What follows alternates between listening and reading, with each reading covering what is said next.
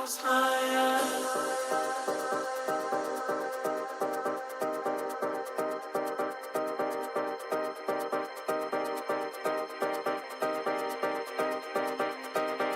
Every time I close my eyes.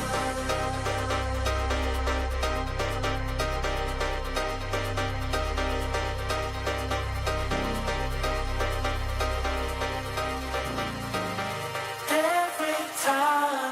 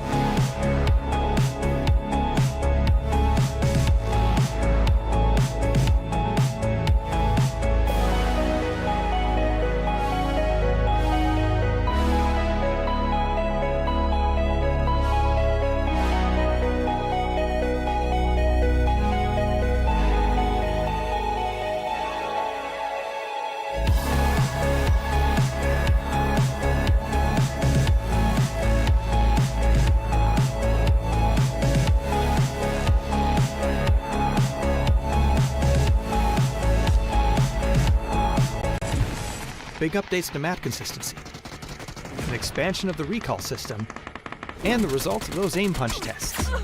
All this and more as we dive into the Update 35.1 patch report. First up, as we talked about in the 2025 roadmap, we're starting our big moves towards standardizing key gameplay elements of the Battlegrounds experience. This will be a phased approach over the next several updates, and we'll begin with items. You'll see things like the zipline gun, emergency cover flare, and stun gun appearing across all Battlegrounds, while things like the thermal scope and blue chip transmitter are being removed everywhere. Take a look at the roadmap for all of our upcoming plans, or the patch notes to see the specifics of this first set of changes. Another way we're unifying the experience is by expanding the recall system to all maps, which means it's now available on Karakin and Paramo. Each map will have its own specifics for the system, so check out the patch notes for details. We're looking forward to seeing how these changes shift strategy on these maps. Next, thanks to your great testing and feedback, we're ready to implement the new aim punch system to live. We're going live with the settings from our last gunplay labs, and are looking forward to hearing your feedback on the system in the live environment. Last but not least, we're making audio adjustments based on your feedback, such as your shooting, driving, and the mortar explosions. Let us know how it sounds. There's also a new contender system in the workshop, a new survivor pass, more improvements to custom match, a new rank season, and more. So check out the patch notes for full details. Update 35.1 is here, so hit up a blue chip tower, call in some friends, and give your enemies a personalized lesson on how aim punch works. We'll see you on the Battlegrounds.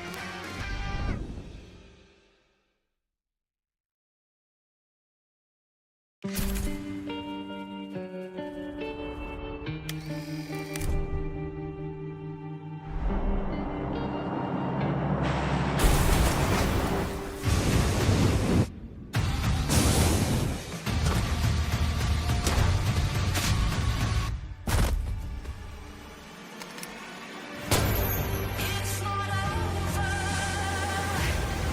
till I say so. It's not over till I'm ready to let it go. Till I'm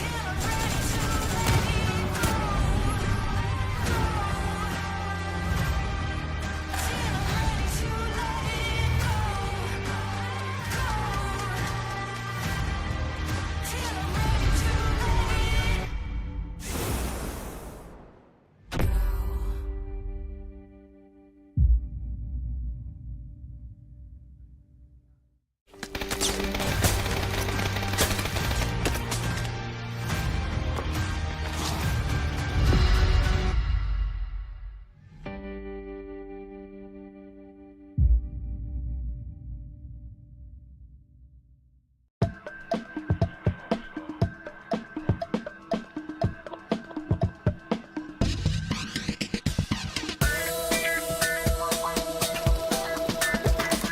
goes a drum, bang goes a bass. Bang goes a drum, bang goes a bass. Bang goes a drum, bang goes a bass.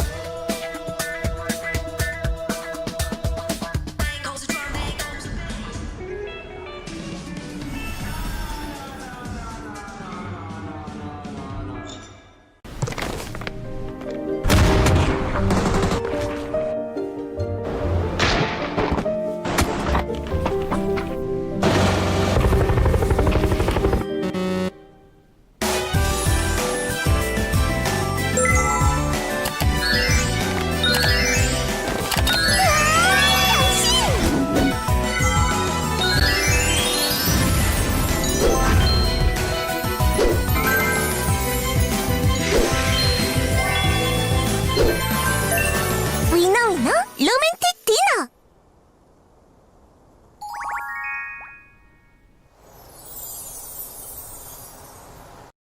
Welcome to the PUBG Players Tour. This year, we're introducing structured competitive play in third-person perspective mode for players of all ranks, levels, and ability. Here's how it works in EMEA and Americas.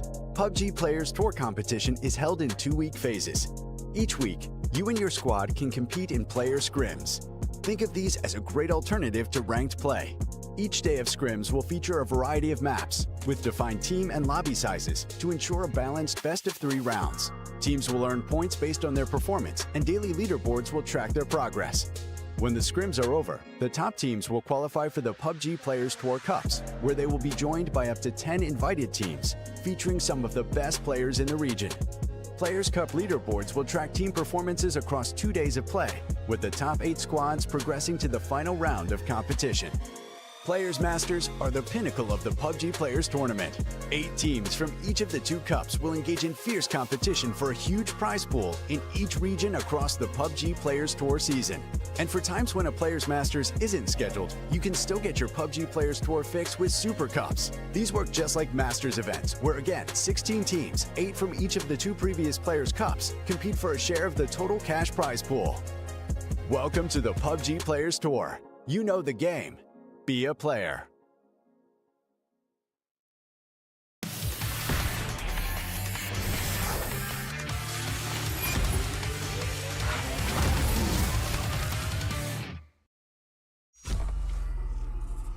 Hello, it is PUBG Player Cup Sunday, which can mean only one thing. One of them being Gibson and Chunks are on your screen to crown a winner of the most recent PUBG Players Tour event. Chunks, being real, we already know who the winner's going to be, right? I think it's still up in the air. I don't know what you're talking about. Look, I mean, Mira, they've got 72 points. There's a chance another team could catch up, potentially dangerous on. I mean, I want to say they're not a huge margin behind, but if Mira get any more points, then yeah, they're going to be a huge amount behind. They're currently, 25 points behind Mira to take second place. There is a potential that if Mira don't keep up the performance from yesterday, that they don't win the overall cup, but with how dominant they were yesterday, I know we'll dig into the stats later, it would be very unlikely that they actually don't win the whole thing. Yeah, it looks pretty good, but we'll talk a little bit about how we got here today. So the way things work is we have scrims over a couple of nights during the week, which are best of threes, at which point teams will qualify to join the invited teams in the Players Cup, which is where we are right now. First Players Cup will have 8 teams qualify through to the Masters or the Super Cup, which alternate over the course of the year, and then the following week is another set of scrims at which the teams will get a chance to get into that grand finals lobby. Every single stage, Chunks, basically has money on the line, but the further you get, the Super Cups, the Masters, that money increases incrementally pretty quick.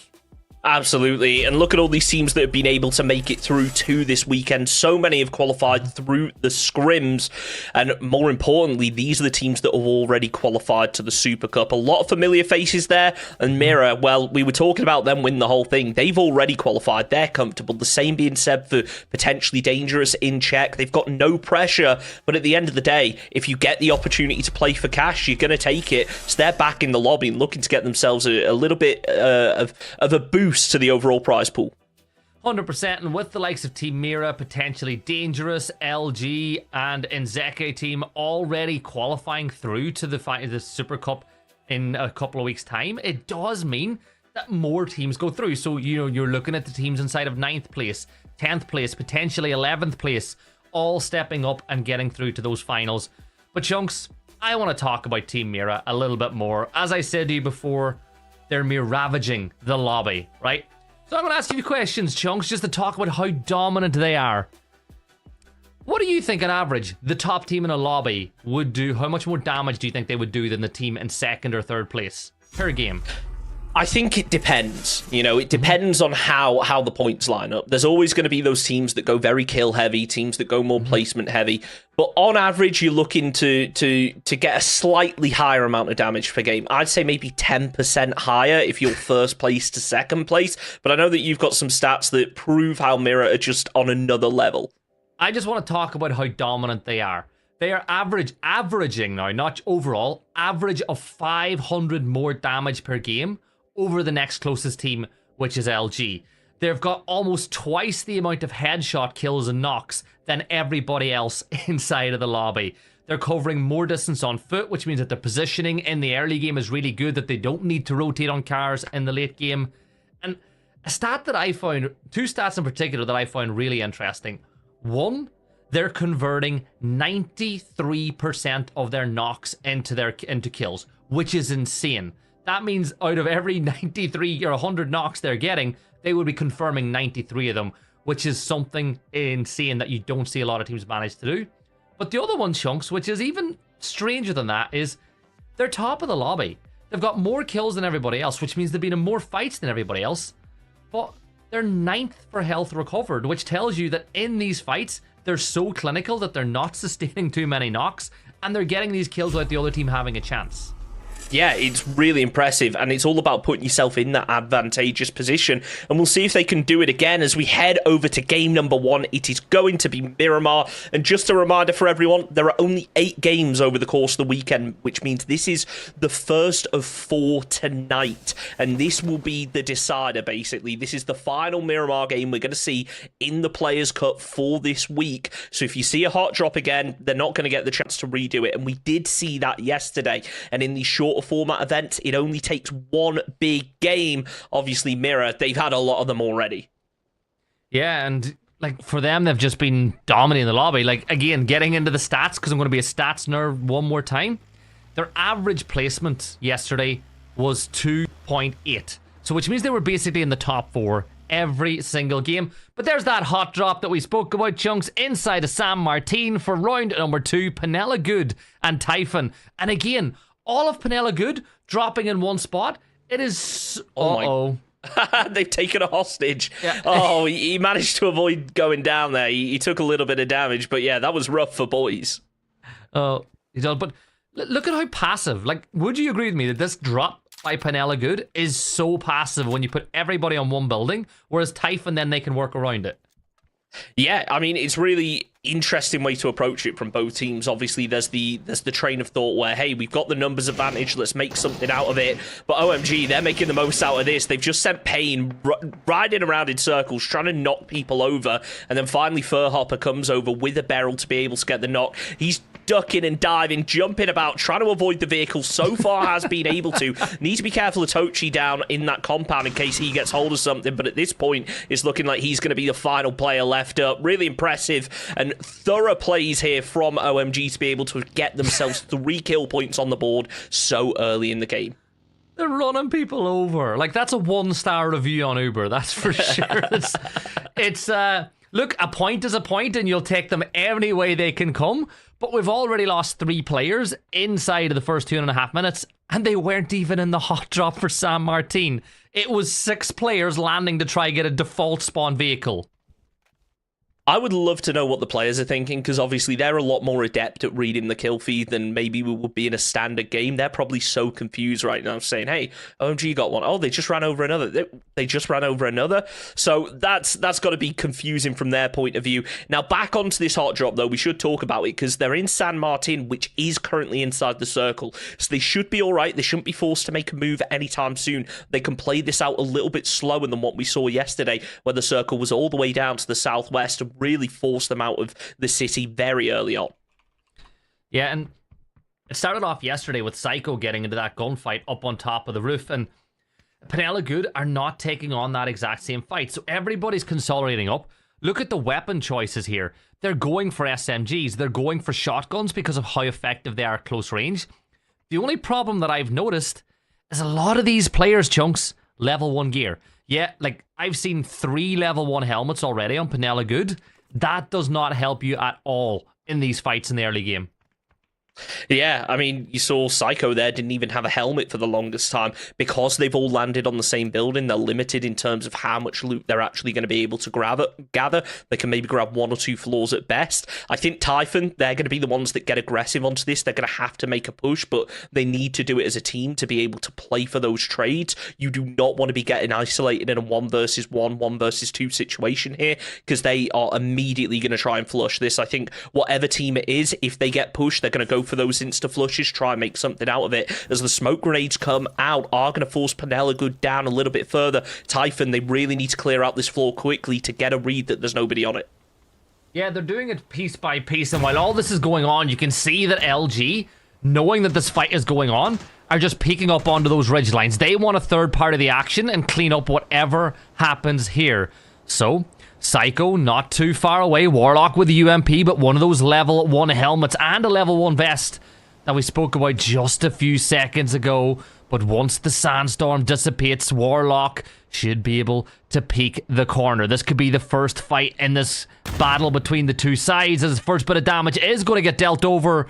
But Warlock, he's biding his time here, Chunks. He's playing so passive, but could have come back to bite him. It depends. Typhon, they're being very thorough in terms of pushing through, clearing out every room, but it seems that they've forgotten one so far.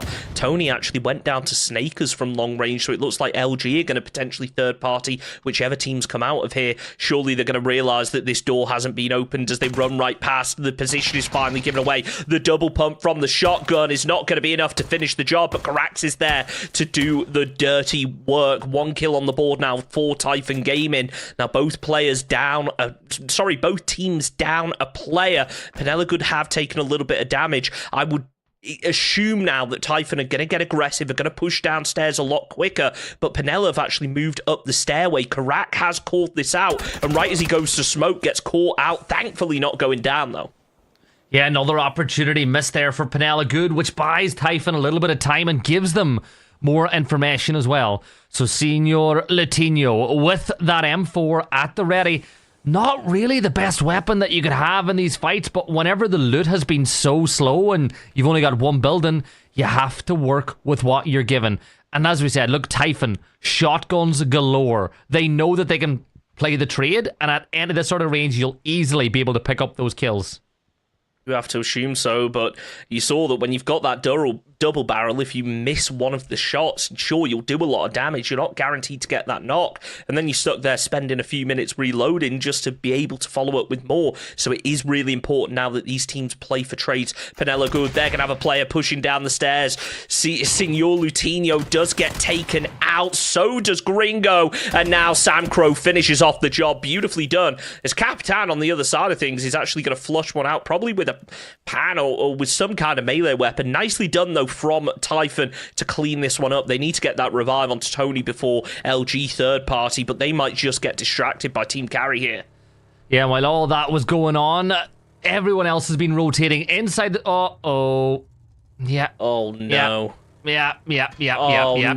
Free delivery of points. Voxich will get one, and another one. Carito will get shopped out of the lobby. And that's LG picking up 2 kills. And that's why you take the Murado on the road and you don't go off-road with that thing, because that's so easy to happen. But it's still been a struggle for the likes of Carito over the course of this weekend. That was a really unfortunate place to flip the vehicle, LG. They already had a read on the rough position from the audio cues, and then to be able to just take them out with ease. Nicely done to get some kills on the board, but now it's a case of getting proactive, trying to keep control of your position. They shouldn't be under too much pressure, according to the map. There's not too many teams around them, and they are in a really good spot to actually make those moves forward. And just a reminder for everyone in chat, there is an ! map command where you can view the map stream. It'll give you a bit more intel on what's going on. Sometimes we'll talk about things that maybe aren't on the main broadcast, but there's always interesting developments you can pay attention to, see maybe where that next fight's going to kick off. It doesn't matter what perspective the game's in. Your rotates will be the same rotates regardless of where teams want to play, how they want to get there. So you'll see how the moves that those teams make. As a caster, I always have it open on the second screen, even when I'm watching a broadcast I'm not involved in. Just because you get an idea. But getting an idea of things here is Empires. They try to get an idea of where Forever are moving to. That'll be Balefrost peeking up over that ridge line, and well, inside the bus, you just need to land 1 or 2 more shots, but they just about get out of dodge. They'll fall back to the compound, but the question is, how aggressive do Empire want to be here? Very aggressive. This is a team of fraggers. They want to go for those kill points, and they always prioritize them, sometimes to the detriment of their overall placement, but they want to get these kills, and with this new roster, they want to get things going, be proactive, learn how they're going to take fights as a team. As Shinboy, well, he catches a really nice long-range shot onto Pandorito, but it's actually going to be Punage that flushes out Nubsky in the end. Forever are going to try and get the revive, but Shinboy is already getting proactive, trying to find an angle on it, but that hillside just providing enough cover for the time being. And don't you love how Punage and Balefrost although they're using their alt accounts, which are the XXXXP and of course Beastweaver, that they're rocking the UK tag for Michael. They're getting ranked. They're getting their ranked road and squad rewards. Well, that's only because PUBG. Chuba stole Balefrost's name. This is true. This is true.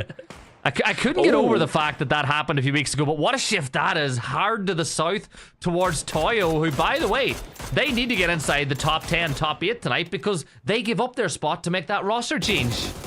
Yeah, it's going to be a difficult one for Empire, though, as they try and get proactive onto this fight. They do need to be a little bit cautious. Obviously, Poonage out in a very open position right now. They do have the advantage in terms of players, but Michael just sending it in, gets lit up in the vehicle, and he's just going to crash straight into the compound here as Poonage takes down Pandorito. Michael's going to try and find one in the off angle, but it's Shinboy who cleans up, and Forever out in 14th position. A couple of quick taps with a mini there. Chunks and down falls Slump. Empire kicking things off a nice way. Capitan was scouting out the compound, but PD with a full squad will get there first, and Capitan electing that self-preservation is the best plan of attack for the rest of this lobby. As Chucky, or I think you say Chucky because it's more of the South American pronunciation for it, is going to just immobilize some of these vehicles. But I really beg we don't see him try to rotate into the circle with that zip line, because bad things always happen. Hey, we saw it yesterday, didn't we? I think, 3 players ended up getting knocked on that zip line, just completely out in the open and falling to their death. So, yeah, you got to be careful with it. He's going to use the bike, though. Looks like he's going to head over towards Graveyard, which is currently free. Based on where the teams currently are in the circle, a lot of them are kind of leaning up towards the north. So this is potentially going to be a really strong position. They need to be cautious of Minas, but he's already going to be looking over in that direction, as that looks like the position that Mira are going to end up taking. Yeah, and Mira, of course, they've been really good over the course of the weekend so far. As you said, they'll move in from that eastern side, which is completely vacant as things stand. So make sure to move in there or get that map stream open to see how they move. But, Chunks, while we have a rare break in the action, because, of course, this is a rare break inside of TPP, if you are watching this, Chunks, and you think to yourself, I want to get involved, you can type !register in chat, which will bring you to the website where you can get all the information about the upcoming PUBG Players Tour events. Now, you can't actually sign your team up just yet, but applications will be open next week. And Chunks, you can get you and your stack inside of these tournaments if you get registered for those scrims and get enough points over the 4 nights.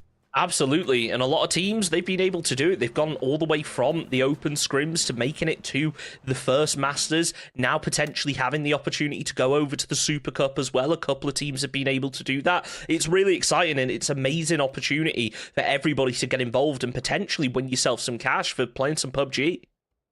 And when else are you going to get a chance to play against lobbies like this as well, where you can like test yourself? So, to me, go ahead, get registered, get your stack, and as I said, next week you'll be able to register, but if you type !register now, you can get all the information.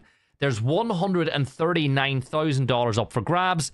Every single PUBG Players Tour event, official event, so the Cup, the Super Cup, and the Masters all have prize money up for grabs, and they'll be running all year long. And you know what else has been running all year long? Per se, Sekirin down at the bottom, they've got to rotate and run into the circle again as they've just been chasing it all weekend. They're trying to get proactive with it, but it's just not going their way. It seems like we've got, I think, what we would call a relatively standard circle for a change, which is good to see. It has been wacky over the past couple of weeks, but when you look at where the circle is and just how open the terrain is, it's going to be a really difficult one for these teams to try and navigate now. You got to think LG are going to be in a strong position down at Hacienda, but they're actually getting crashed by Typhon now, so do need to be a little bit careful. Empire, they've spotted down Mirror on the north, sorry. They're not going to take the engagement fully. They're not in a great position to actually fight onto this compound. But again, this compound, it does offer very limited sightlines up that hill. So in Shinboy's position, he might be able to isolate a couple of them, especially if he spots out LFP in this window. Yeah, I like the way Shinboy is scouting this out, getting tons of information. Bale was able to find the player up on top of the roof as well. And as everybody else rotates around, the information is being fed. Now, here's the problem. This is Mira. This is the most dominant team inside the lobby so far. All 4 players on this team are in the top 5 when it comes to kills. So with that, you best be careful. And oh no, poor Punage. He finds himself trapped now, Chunks, and he's going to make a full send run to the rock, and he's made it. That is really impressive. That a brave strategy, having that supporting fire coming in from the other members of Empire. Kawazine is going to be looking out from long range, but he can't quite find anything. Maybe I speak too soon, as he has spotted out Punage, but can't connect with those shots. This is really difficult now.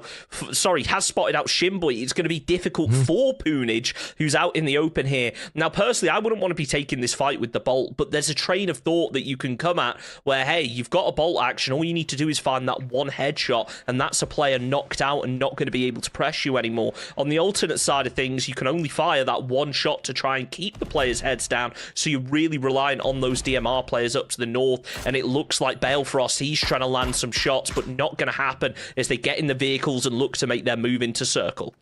And look, Empire are more than good enough to hit these shots too. Like, these are 4 players who've basically all played at Tier 1 international lands in the past through things like PNC, PGSs, PCSs way back in the day. So, big opportunity.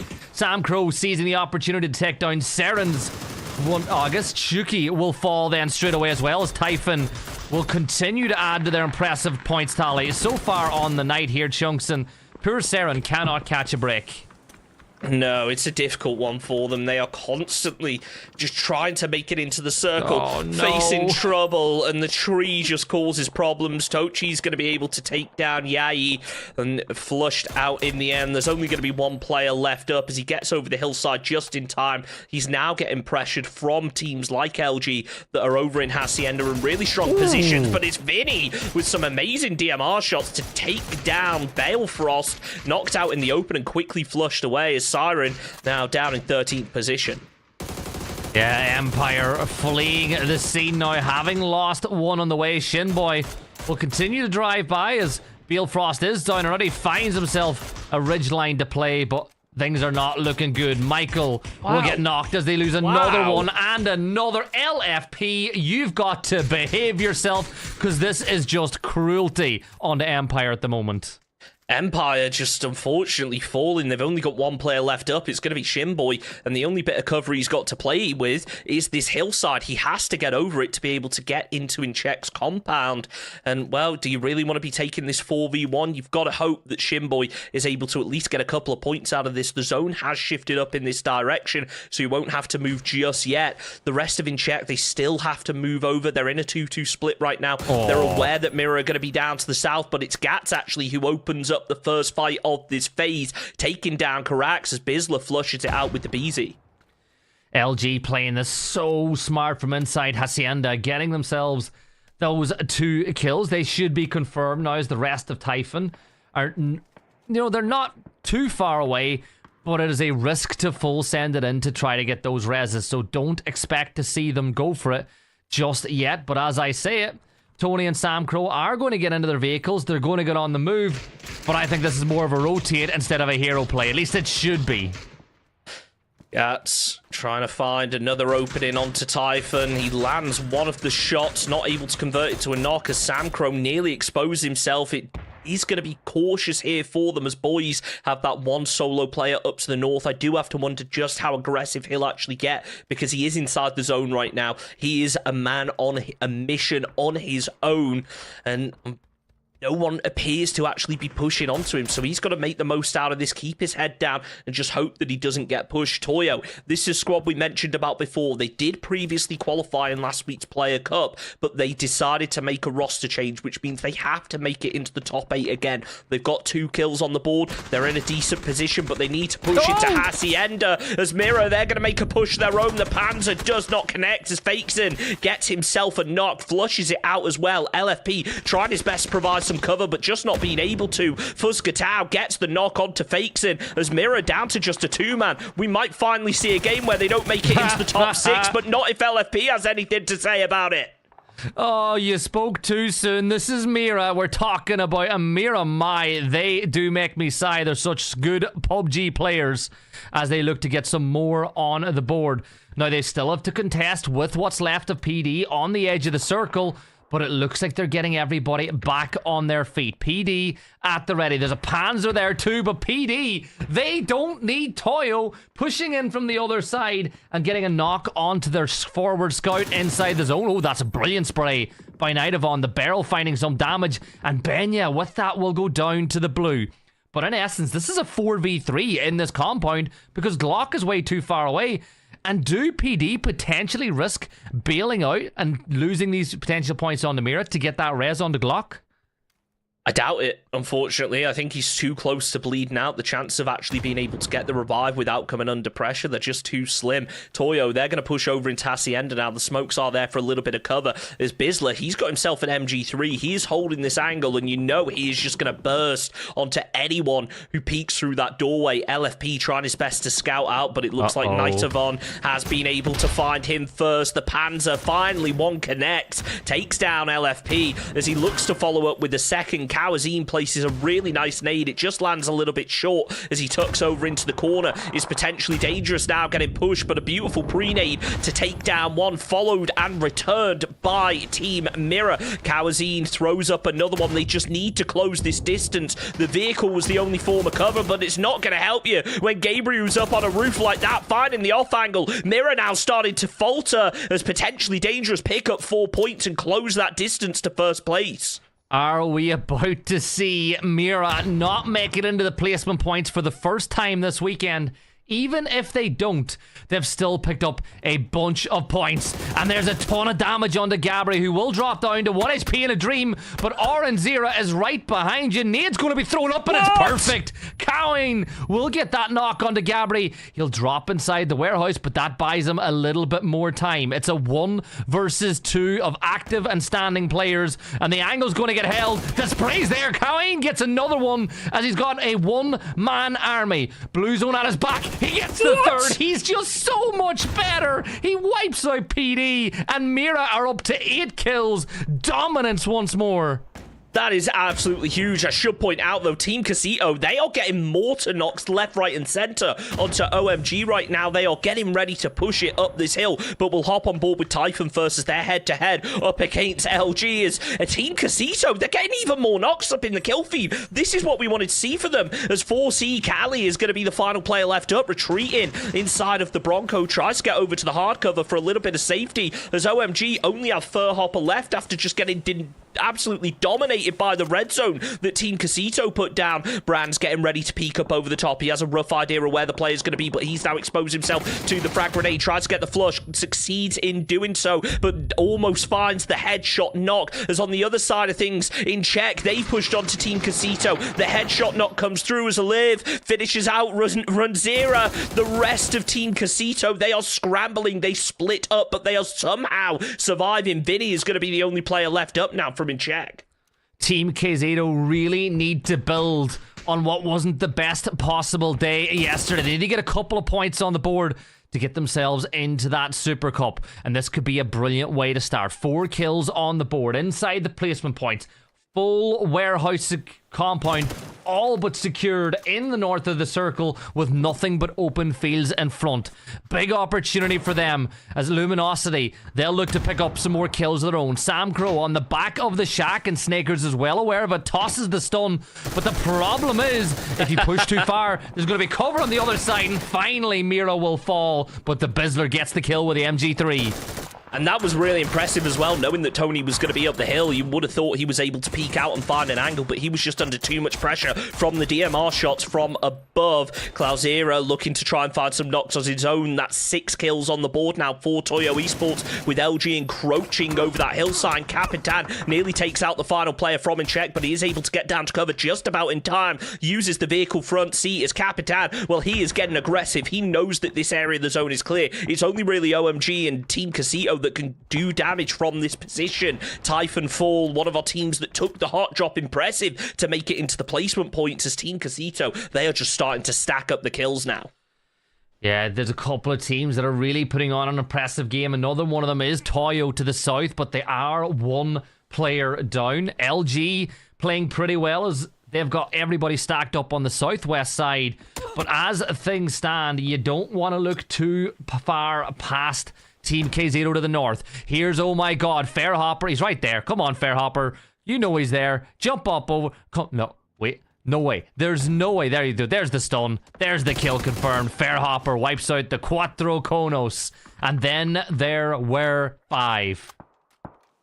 What an intense couple of zones this has been as Vinny, he gets spotted out again by Capitan. No vest for him though, so he needs to be careful with how he takes these peaks. I can imagine that Vinny has probably lost his too by now. Toyo, they're starting to come up under pressure from LG up on the high ground. Emmy's given his position away, so that off angle has been spotted. He's down to low health. The circle is moving in. All it's going to take is one well-placed nade from LG to be able to finish off the job. Bizler putting in work so far with this MG3, but he's limited on ammo, and that is not a gun that is kind of ammo sensitive. It burns through it so quickly. LG are going to have to come off this hillside to try and finish up the job as Capitan got spotted out by Robert, but it's Bizler that picks up the kill. That's 7 on the board now for Luminosity. Yeah, and the Bizler's going to throw down smoke so he can continue to peek towards the last remaining member of Toyo without necessarily coming under fire from elsewhere. So this is clever situational awareness from the Bizler, knowing that Team KZito have started to extend out. But another team that need to move, and you can just see them on the mini-map, is going to be OMG here, Chunks. They're right against the blue. It's phase 7.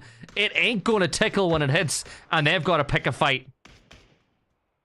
Everyone now has to be strategic with how they take this. You got to think Team Casita are in the optimal position. They're the only squad that actually have hard cover, but using this high ground to try and get some kills could be so beneficial for them. As OMG, they're in the compound. They've made themselves known now by hopping into the vehicle. They're going to lose Furhopper, but Team Casita, I don't think they're confident enough to actually peek over this hillside to take the fight. Varas, though, from the off angle is going to be able to get the flush onto it. As Aliv now needs to be very careful of that OMG player. It's going to be Pains in here, goes the jump shot, hit fire, finishes off the job. We're down to the top 4 in only phase 7 as LG, they're looking to finish off that final Toyo player sooner rather than later. Yeah, 4v3, v1, v1.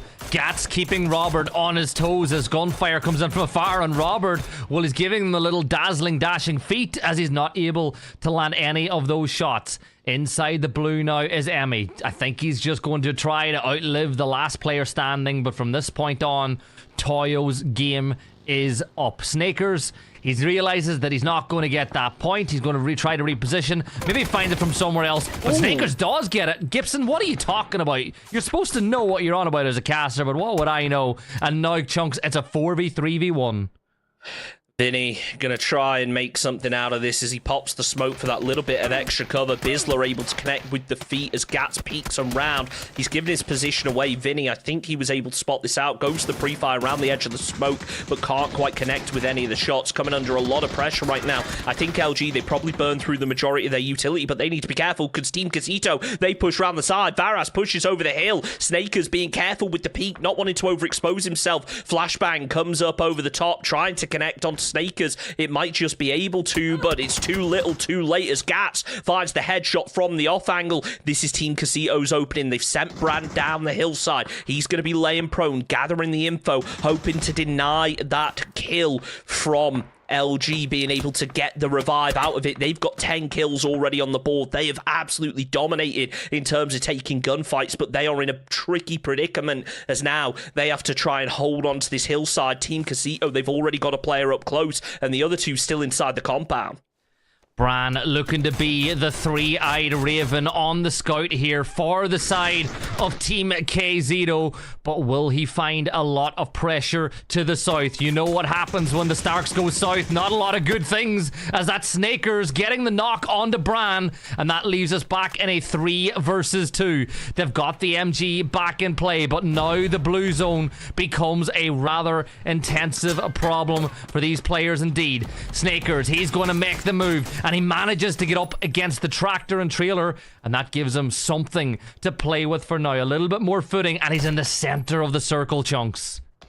Team Casito, they're going to try and take out this solo player, but Gaps right now is just proning in, trying to get something, anything that he can off of these loot boxes, trying to get himself a little bit of extra cover. It looks like they've burned through all their util with these close-range fights. They need themselves some smokes. Snakers right now, he's the only player fully inside the circle. I think that Team Casito can just about play the edge of this wall, but they are going to have to move if they don't eliminate Luminosity before this phase closes up. We will go down to the dot in the dead center, and right now that is favoring over towards Snakers. That being said, though, that is a position that should in theory be quite easy to isolate. They just need to eliminate these final 2 LG players up on the hillside. As the zone has popped, they've only got 5 seconds to start thinking about making a move, and LG, well, things certainly seem to be favoring them if they can get a second player over to this tractor. Yeah, Snakers now. He's got the line on to Robert, but he misses a couple of shots. It's a hump, jump, skip, and a flip for Robert as he goes down, leaving it all up to Alir. And Snakers, he steps up to the fray. But Luminosity kick off things. The first game of the night, 23 points, 2100 damage. What a game from them. What a game indeed, but I have to again talk about Mirror. They are a squad that are just on a tear. We saw the individual mechanical skill being shown at its best earlier on in that compound fight. I'm sure we're going to take another look at it over in our highlights, but let's just go all the way back to the beginning of game number 1, because that was a messy fight for the boys, to say the very least. Yeah, it was another game as well where things kick off with a lot of pace inside Miramar, and once more it is Panella Good that are the first team to fall. They were followed out the door not too long after that by Corrido, but look at that push from Empire. They decimated forever, but as we got later and later into the game, this battle for the West, it just kept getting hotter and hotter. And as you can see on your screen right now, like, we had 3 or 4 teams all on the west side of the circle, and Luminosity were the ones that came out the best. Yeah, absolutely. And I gotta say, the position that they had wasn't the strongest, especially when Team Casito sent players up there. But unfortunately, when you send a solo and they get taken out, you're limited on what you can do. Granted, they managed to send a second player, but they were just able to isolate him in the end. Really nicely done from Team LG to make it out of what was, all in all, a very difficult position where you thought Team Casito should have had the win. If they were to redo it again, would they all stay in the compound? Would they send 2 players up to the hillside instead? I mean, probably, but it's those small mistakes that teams are able to capitalize on to get those wins, and that's something that LG have done consistently well for the longest time. Yeah, and then with that, they get 23 points that will rocket them up the leaderboard. Team KZito, a team in need of points, also finding themselves a nice jump with 14 points. But you were talking about Mira. You know, are they going to have games where they don't pick up a lot of points? That's their worst game so far, and they still got 9 points with 8 kills. It's absolutely insane. It just shows the consistency. I'm excited to see how this affects the overall standings, though, because obviously they're still going to have that advantage. They're still going to be ahead of everyone. Potentially dangerous. They only got 4 points out of that game, so they've not been able to close up the gap, but Luminosity, they certainly have. As things are starting to spice up now, the gap between 8th and 9th is growing pretty significantly. Yeah, that gap is starting to grow, but remember, Team Mira, Luminosity, potentially dangerous, are all in the next round, along with Nzeka team. So the likes of Team K0, Foradores, and Seren all still have their tickets not necessarily booked just yet, but they're definitely at the checkout screen. But they need to get 3 more good maps in if they want to be playing in that Super Cup.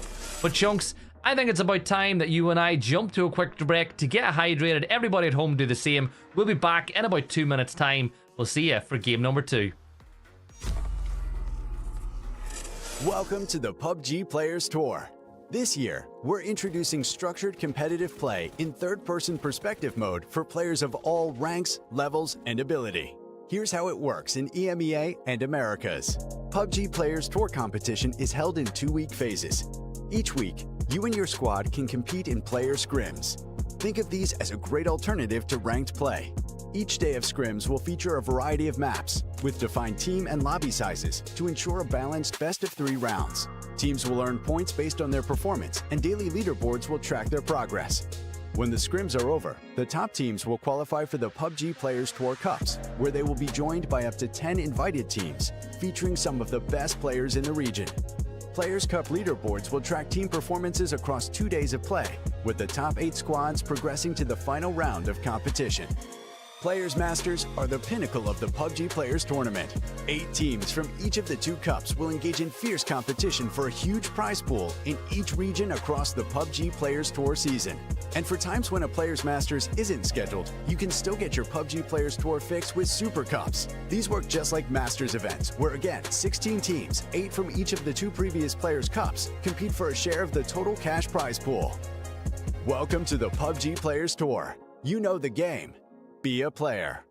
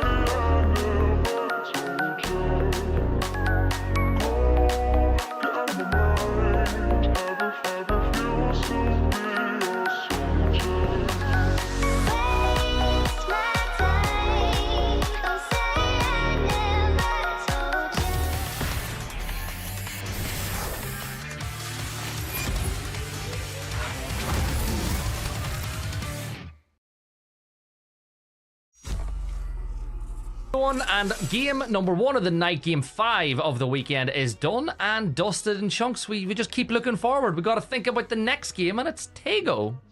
Yeah, early game fights have been the trend on Tago. We saw quite a few of them in that previous game, so it'll be exciting to see how things unfold, whether things are maybe going to break from the rules. We have had, I think, what I call 2 standard games in the row when you look at the end of yesterday and you look at today. Obviously, let's discount that Primorsk ending that we had on Erangel. But if you look at Rondo and now Miramar, we've had 2 kind of standard circles. So I'm almost excited for what people might call a boring circle, just because it really gives us a test of how these teams play on a level playing field almost. You're always going to have those squads who get in early that get themselves a little bit of an advantage in terms of the circle placement, but at the end of the day, you need to be able to keep those variables minimized if you want to see those teams that can consistently come out on the top.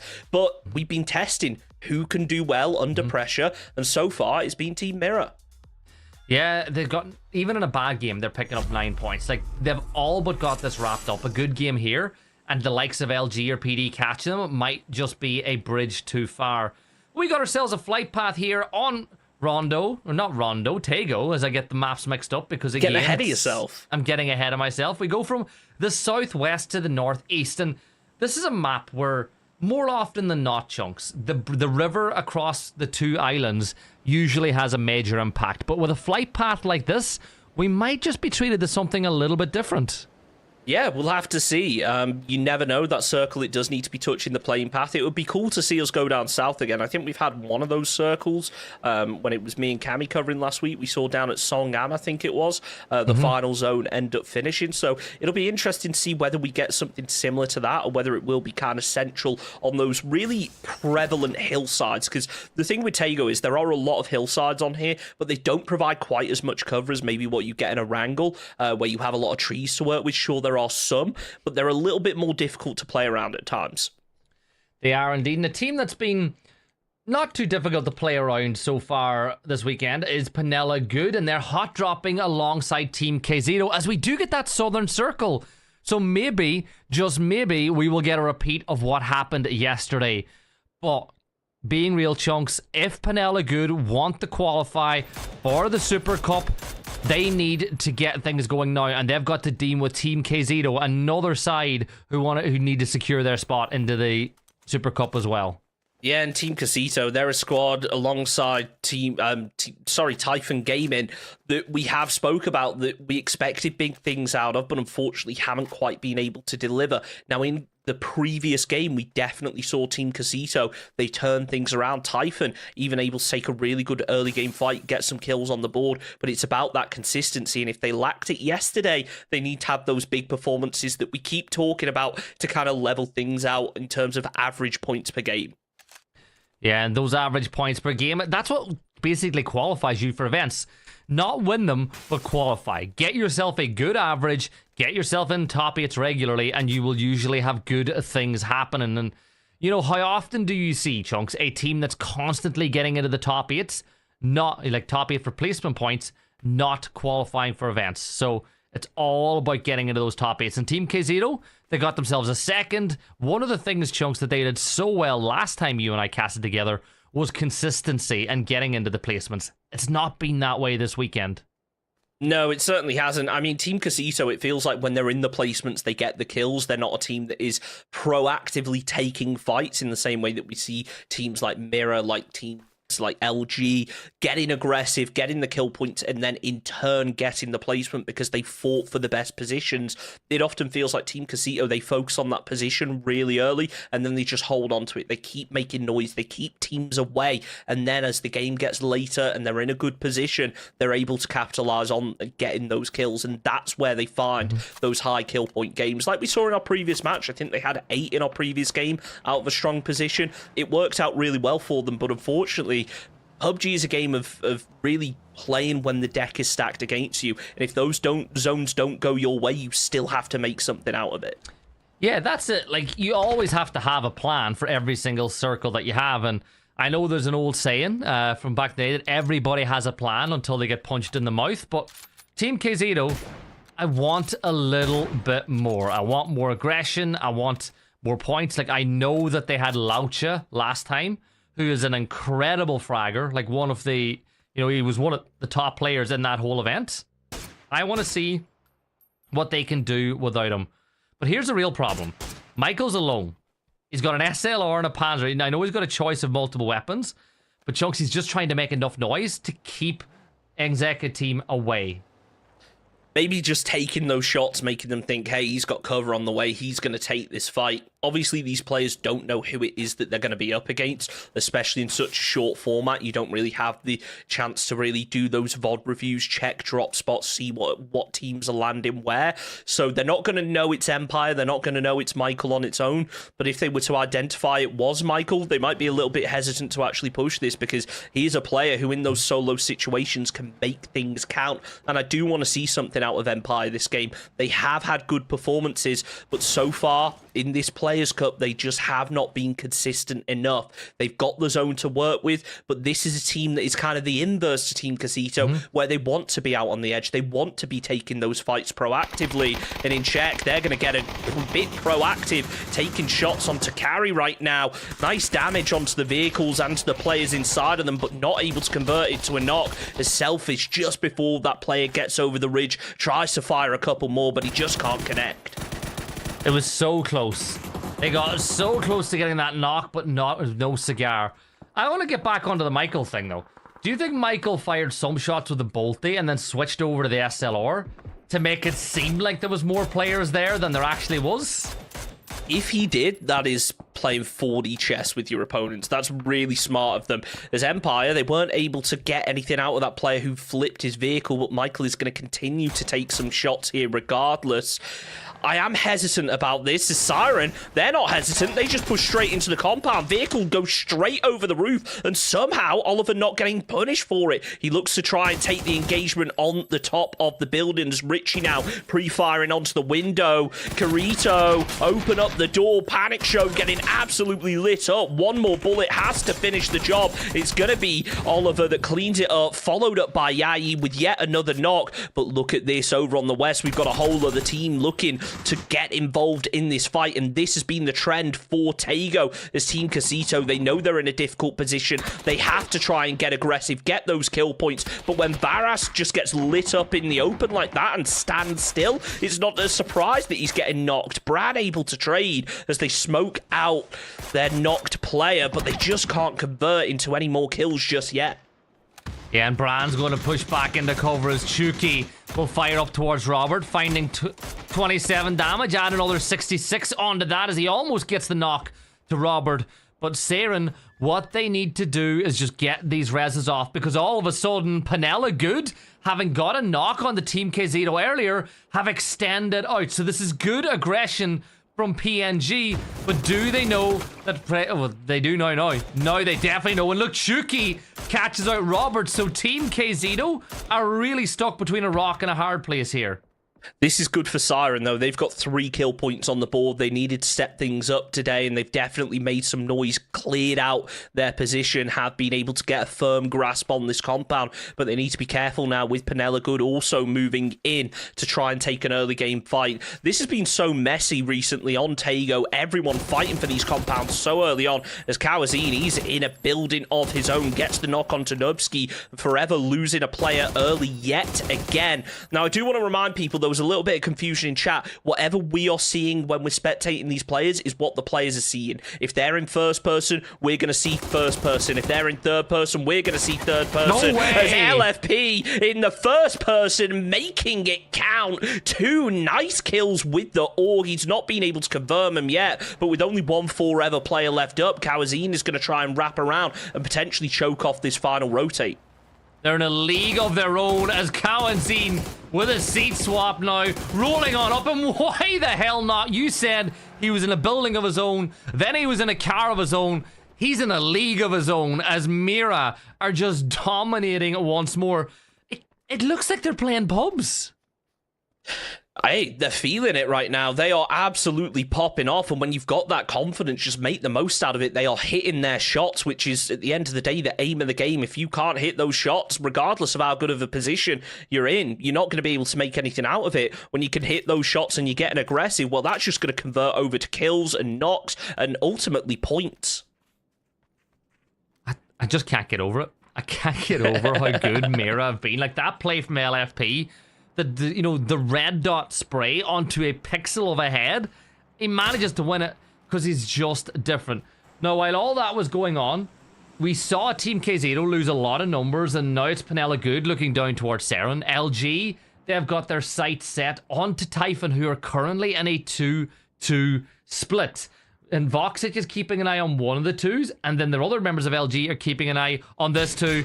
And yeah, Sam Crow, I was going to ask where you're going, but he's going to the lobby because LG are just going to wipe him out.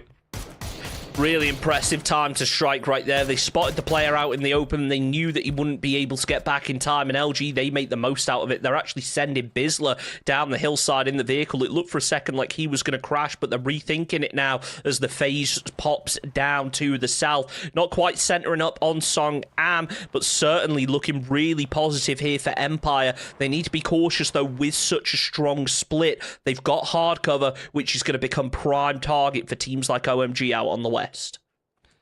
Yes, Luminosity. They've got just about a foothold in the circle with Vox, but the rest of Typhon are now rotating in a very similar path from that north, and they're heading directly towards Vox. And are they going to stop in this position, or will they turn tail and go the other direction? Thankfully for Vox, Toyo put enough pressure on the Typhon that it will send them now the other direction as a flare gun goes off in the distance, and I think that might be either Corrido or Nzeka team looking to just improve their arsenal that little bit more. Luminosity, they're looking to improve the point tally further as they try and take some long-range shots onto the teams rotating. They have to make a rotate of their own. They've already got Voxic inside of the circle with a decent little position, but I'm sure they're going to be wanting to get a bit more. And unfortunately, Snakers gets a little bit more than he expected, getting run over with the car. We'll be able to res him up with ease. I'm sure there's still going to be a couple of meds in the compound, but that is unfortunate. As Toyo, they could make LG's day even worse right now if Cloudera can get a knock. That was not what LG want, but thankfully for them, nobody was there to take advantage of that one. Cloudera, though, might be able to take advantage of the LG split. Gats off in the distance by the tree. Cloudera getting that information on the scout, but here come Typhon as well. So you might just want to turn your attention a little elsewhere. First player goes past Gas. The next one will as well, but now Gats is forced to open up fire, as is the rest of the team. And Typhon, well, they managed to get one piece of the puzzle through. Everybody else gets past now as well, and there is Cloudera finding the Bizzler, and now Gats has got to keep the pressure on until reinforcements arrive to get this res off, but this nade could be brilliant. Keep an eye on it, soar through the sky, Chunks. It's a little bit short. Smoke grenade comes out from Gats to try and break that line of sight as Voxic. He's just going to send it right into the rock to try and force this Toyo player back. That's exactly what happens. Hops in the vehicle. Needs to be careful of Capitan, but he's got the read on him before any shots even able to connect. Capitan running even further away from his team, almost trying to wrap around LG now as they're scrambling a little bit. They weren't expecting to be getting caught off guard right there. They were focused on the team rotating over to their east. They hop in the vehicles. They should be able to group up. Bizzler's going to be standing again, had a med kit, so back to full health, and they're disengaging from the fight, which is the best thing they could possibly do right now. They still need to be cautious of Capitan because of how far out he moved, and that's why gets the knock onto Gats and will flush that out with ease. I'd be surprised if LG even try and come back for the res here. Yeah, Gats has been left to... No, never mind. They're on their way back because they've realized the terrain allows for the res. Now, Toyo will send Cloudera back up close because he realizes that this is exactly what's happening. So as it stands, in their opinion, this is a 2 versus 2 for a little moment because the rest of LG will be going for the res. Circle getting ready to shift, and the noose is being tightened, and what a shift that is. Chunks, you said you wanted something down a wrong song, like last week. Well, you've got it.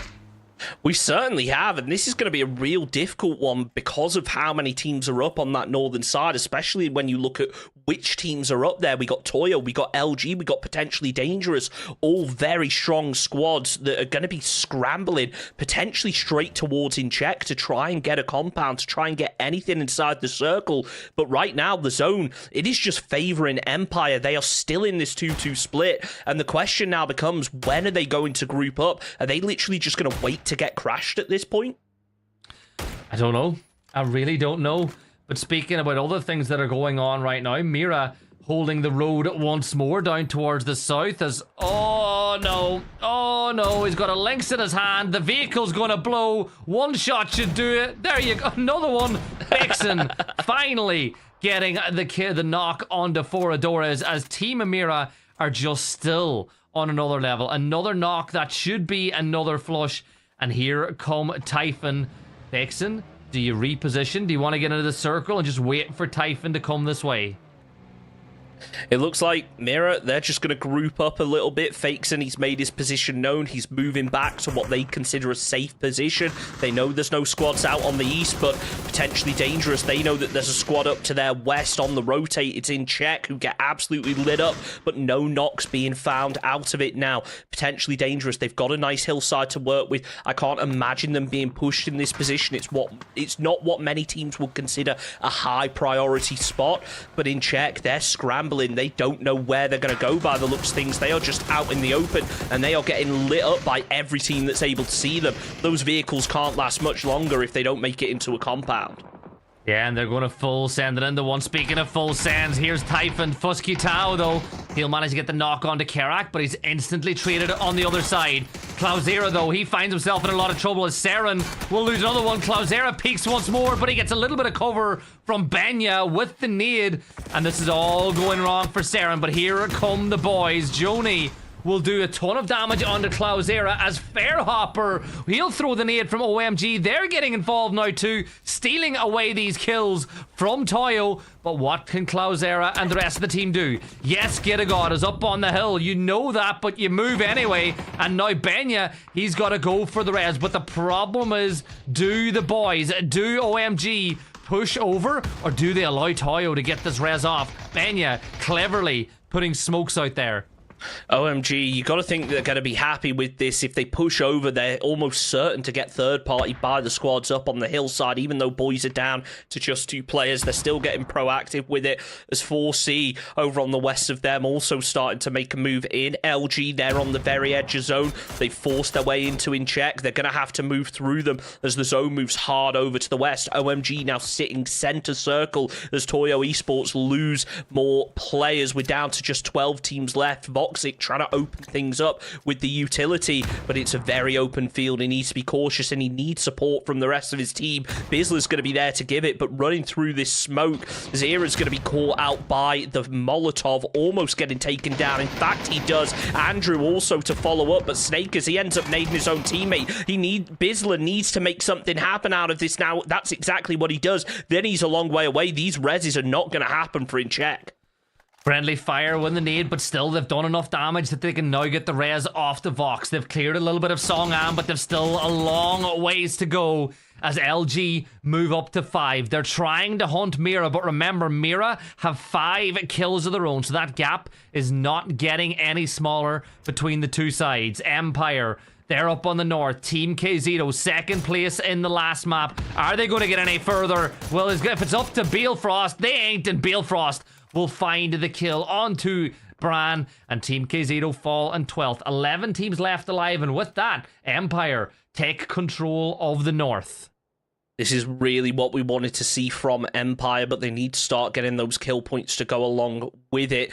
Balefrost, he spotted out Chiquito by that vehicle, but he's been very cautious about taking these shots. He wants that free kill, and he might just get it if Chiquito aims down sight for long enough. Just wants to find that headshot, finally engages alongside Michael, coordinating their shots to be able to get the kill. As Penela Good, they just can't find the kill onto Tokyo as he sends it over the hillside in the vehicle. 4 Adoras finally fall out in 10th as LG, they make it into the circle, but potentially dangerous. Gabriel, he's scouted this out. I don't think they're going to get too aggressive onto this rotate, but they are heading straight towards Vinny, and that is a player with insane solo skill. He gets the knock onto Bizzler, immediately flushes it because InCheck, they know they're going to struggle to get any placement out of this. Yeah, and Vinny's going to struggle from this point on as well to get inside the circle, and so might LG because they're running into the raid boss on the other side with Mira just ahead of them. Great smoke from Mira as they beautiful teamwork allow LFP to fall a little bit further back and cut off lines of sight from LG. So just a little minutia, little change that they made, and it worked perfectly as Coazine. Why not? He peeks, gets another knock onto Voxich, and now he tosses that nade up towards Snakers. The bounce will go towards Vox, but that's another kill on the book. Snakers wrapping around, and he might just run back in towards Vinny, and he does. Vinny tagging Snakers, and now Snakers, he's just going to try to win his 1v1, but this one is going to be a fight to the death in the blue. The blue is the finals. No, Warhawk! Penela Good stealing that one away.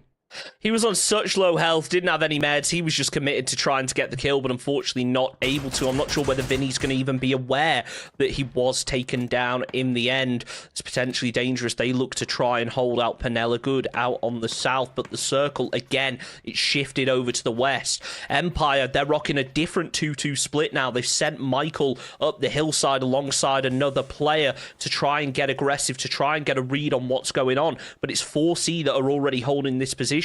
A squad that have struggled so far in the Players Cup, but they are in a good opportunity now to try and get some points out of this game. Oh, they really are. They really, really are. But here comes a crash onto OMG. Potentially dangerous.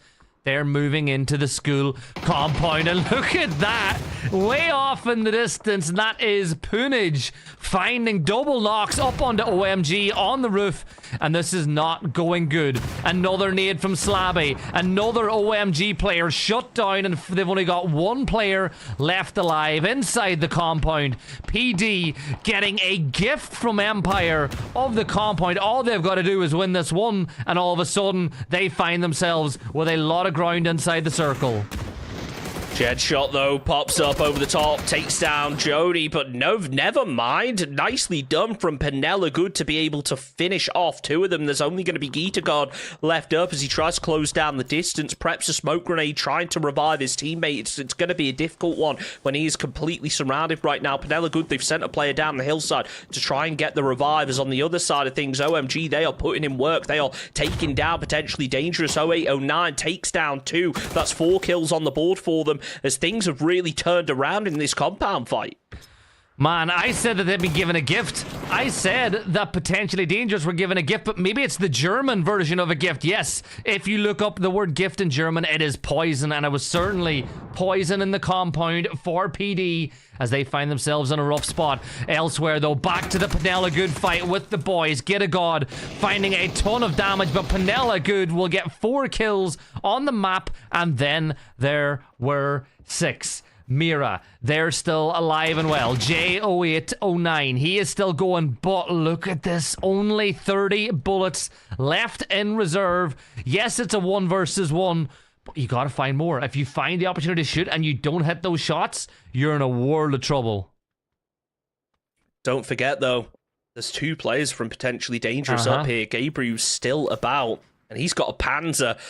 Yo, it's all well and good having 30 bullets in your gun, but when there's a Panzer directly up against you, you're going to be in trouble. Circle, it shifts down to the south. 4C, yeah, they're not going to be able to get the revive onto their teammate, but now it comes down to a question of whether Twitch Studio is going to be able to make anything out of this. He tries to, but it's too little, too late. Mira with a beautifully placed nade, and yet again, getting into double-digit points in terms of kills. OMG, they're eliminated. Slabby finishes off the job. It's potentially dangerous. They want to make the most out of the little hard cover that is actually inside this zone. It looks like Empire, they've wrapped over to the west. They're going to be taking on Team Mirror, and as much as I want Empire to get some kills, I don't want Mirror to stop this absolute aggression that they've shown and keep stacking up those points. They're going for 100 points. They're going to get there. They're not too far away, but it's Empire pushing down from the north. Empire, who were so good in the previous PUBG Players Cup, and they're looking to have another good showing. But look at that, LFP will step up pretty quickly. There's a headshot, there's a confirm, and Mira with another one.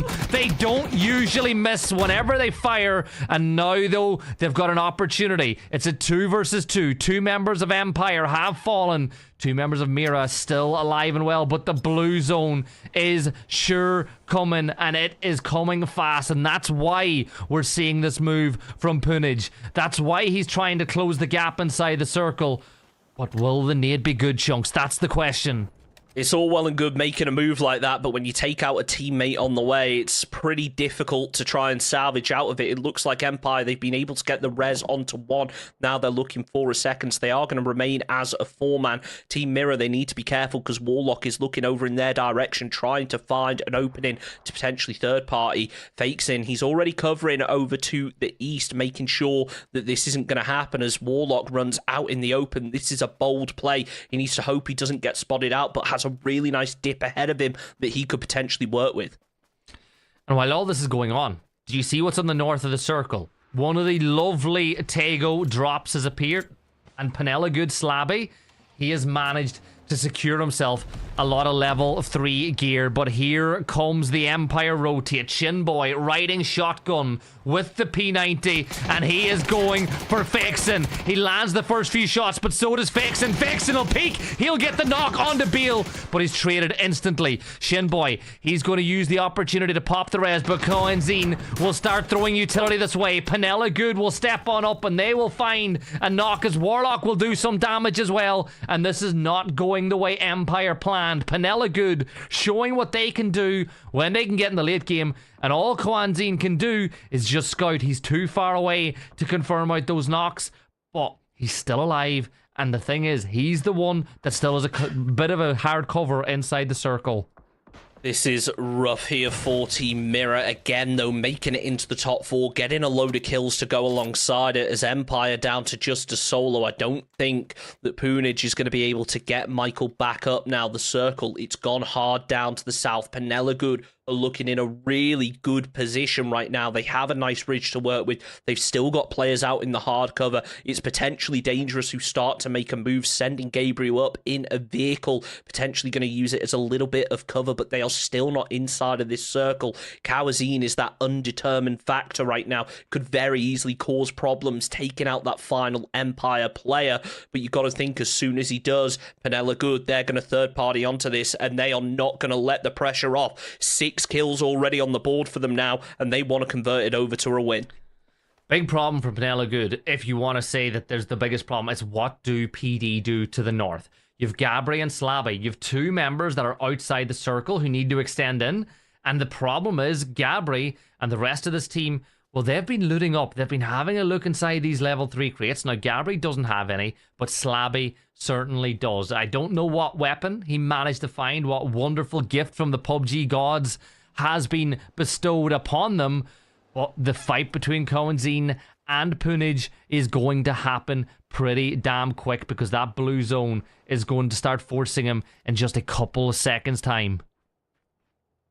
Vanilla good. They're being cautious. They're making the most out of this ridge that they've got. But Gabriel, he makes the most out of those shots, taking down Punage.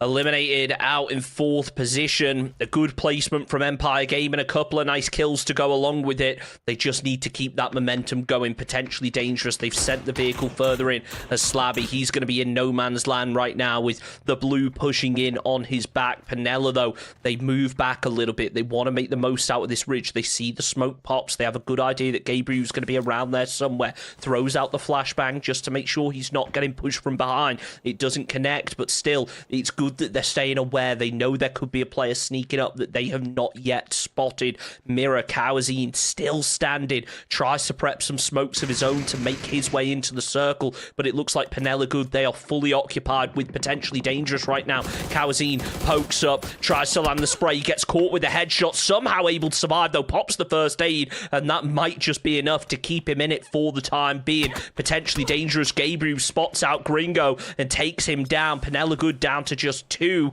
as this is Kawazine's opportunity to move. This is everybody's game. Anybody can take the win, as Gabri will put a good timer onto Mula, and now PD, they find themselves in a really good position. Slabby will throw the BZ into the smoke, and that one should be good, as the res will be attempted. But there's Kawazine. Good shots from afar, and Kawazine will get the knock. And will the blue zone lead? The blue zone lead wasn't thrown, but the problem is Kawazine, he's able to get a good timer on, and he's going to confirm out that kill, as Mira will move to 12. 2v1v1. PD, they're going to go for the res onto Slabby, but all of a sudden, for the likes of Sonics and a little bit further towards the south for Warlock, this, what could have been a very easy win for them, all of a sudden, it's gotten oh so difficult. But look at the race against the blue for PD to get this res off onto Slabby. Kawazine, he's got the P90 as well, so if he closes up these fights, you know he's going to be able to put in work, especially when players like Warlock have completely destroyed their vests. He's trying to peek over to find an opening without exposing himself, but it's going to be difficult now. He needs potentially dangerous to start making some noise to take the pressure off of him. He preps out a couple of smokes, gets ready to grab himself a little bit of cover, almost jumping and baiting like he wants them to take the shots to give some information away, but they wait until he's out in the open, as Warlock able to finish off the job. Sonics gets a spray onto Slabby. There's only going to be Gabriel left up here for potentially dangerous. He's trying to make something happen as Sonics goes down for the medkit. Will be back up to full health in just a moment. Needs to hit that reload. Only 8 bullets left in the clip as Gabriel preps out the BZ nade, decides not to throw it. Penella Good, they are flanking around. Flashbang comes over. The smoke is still there, provided a little bit of cover, but that zone is about to start moving, and it's about to put PD under significant pressure.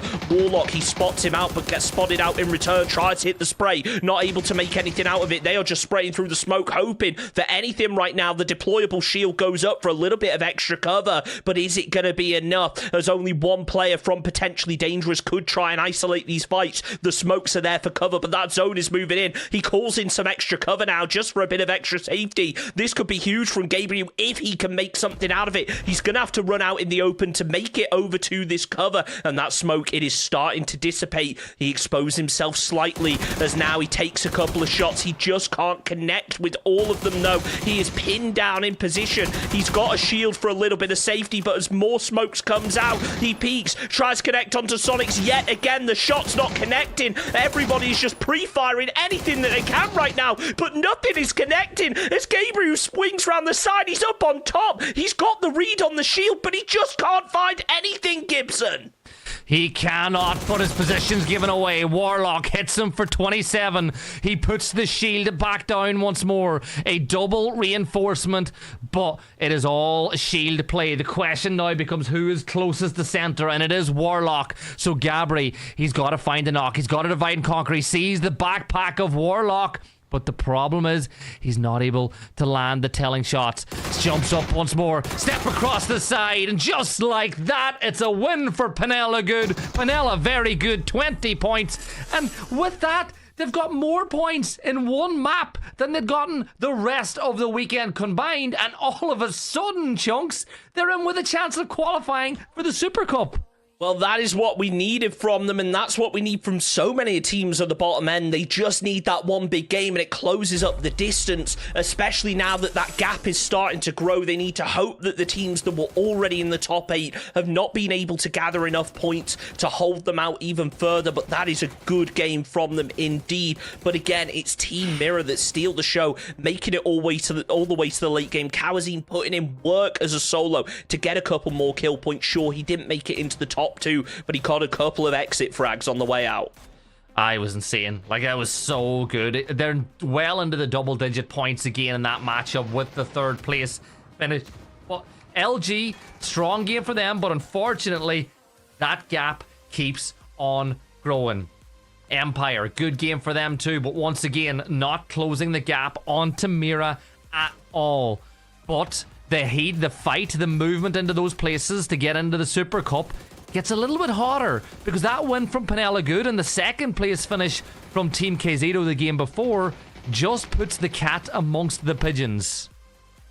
It certainly does. It's going to be difficult up on that top end as things start to tighten up over there. Again, though, Empire, they've started getting some decent points. They're going to be closing in on the top 8 as well. It's going to be interesting to see the leaderboard in a second, but what a stressful end game there. I really thought Gabriel was going to be able to make something happen, but he just gets caught out in the open on the edge of that smoke. And all in all, let's take a look at the leaderboard for that match, and it was Penella Good who come out on top. But again, Team Mirror, even though they didn't win, they got an insane placement, insane amount of kills, and that's another 17 points. Surely they're going to break 100 tonight if they haven't already. I'd say they've done it. Well, actually, I'm not going to say they've done it, but they're pretty damn close with 6 maps played. PD, 12 points for them. We'll put them back in the mix with LG again for second place as we look at that leaderboard. And yeah, PD will jump ahead of them. And Mira, 2 points off 100 points in 6 maps with 2 games to play. They have been so good. But look where Penella Good have found themselves after that big win. It's starting to close up at the 8th to 9th place spot, but there is still a bit of wiggle room here for teams like in Czech, like OMG, like Toyo. It's very close, though. It shows how just one game can affect the overall standings massively for a team like Penella Good, and they need to have another one of those if they want to stand a chance of making it into the top 8 and ultimately into the Super Cup. We should point out again, though, there are a couple of teams that have already qualified, so we may see qualification spots all the way down to 10th, 11th place this evening. It's going to be an exciting watch. The funny thing is, when I looked at that leaderboard, Penella Good had 4 points over 5 maps. That's less than a point a game. And now they find themselves on the cusp of qualifying with 1 win. That's how good one map can be in this format. But what we're going to do for the viewers at home is we're going to jump into a quick break. When we come back, it will be Rondo. So let's get ready for it. We'll see you guys in a couple of minutes. Big updates to map consistency, an expansion of the recall system, and the results of those aim punch tests. All this and more as we dive into the update 35.1 patch report. First up, as we talked about in the 2025 roadmap, we're starting our big moves towards standardizing key gameplay elements of the Battlegrounds experience. This will be a phased approach over the next several updates, and we'll begin with items. You'll see things like the zipline gun, emergency cover flare, and stun gun appearing across all battlegrounds, while things like the thermal scope and blue chip transmitter are being removed everywhere. Take a look at the roadmap for all of our upcoming plans, or the patch notes to see the specifics of this first set of changes.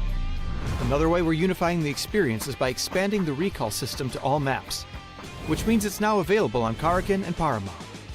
Each map will have its own specifics for the system, so check out the patch notes for details. We're looking forward to seeing how these changes shift strategy on these maps.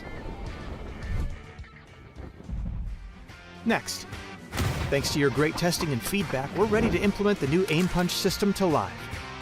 We're going live with the settings from our last gunplay labs, and are looking forward to hearing your feedback on the system in the live environment. Last but not least, we're making audio adjustments based on your feedback, such as your shooting, driving, and the mortar explosions. Let us know how it sounds. There's also a new contender system in the workshop, a new survivor pass, more improvements to custom match, a new rank season, and more. So check out the patch notes for full details. Update 35.1 is here, so hit up a blue chip tower, call in some friends, and give your enemies a personalized lesson on how aim punch works. We'll see you on the battlegrounds.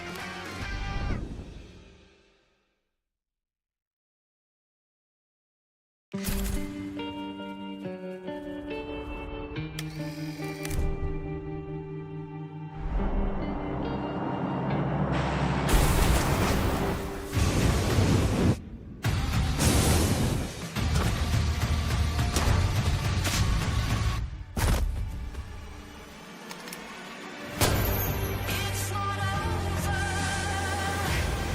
till I say so. It's not over till I'm ready to let it go. Till I'm ready to let it go. Till I'm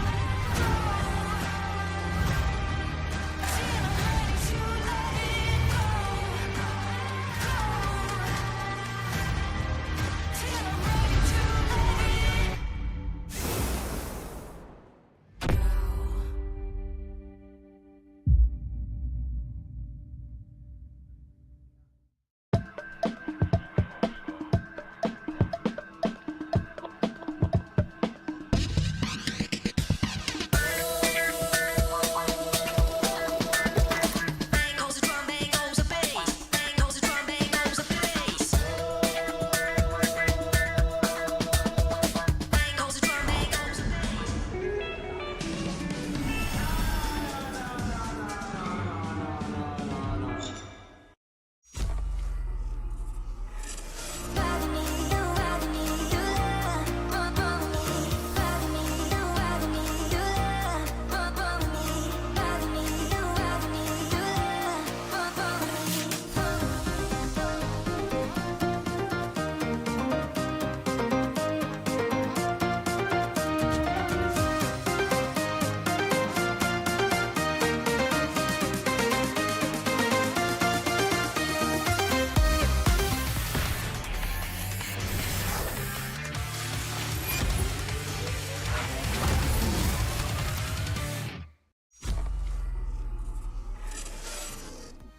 Welcome back to the PUBG Mirror Tour. PUBG Players Tour here on the PUBG official channel. Gibson and Chunks here as we've just crossed the halfway point of the night and the three-quarter way of the whole weekend.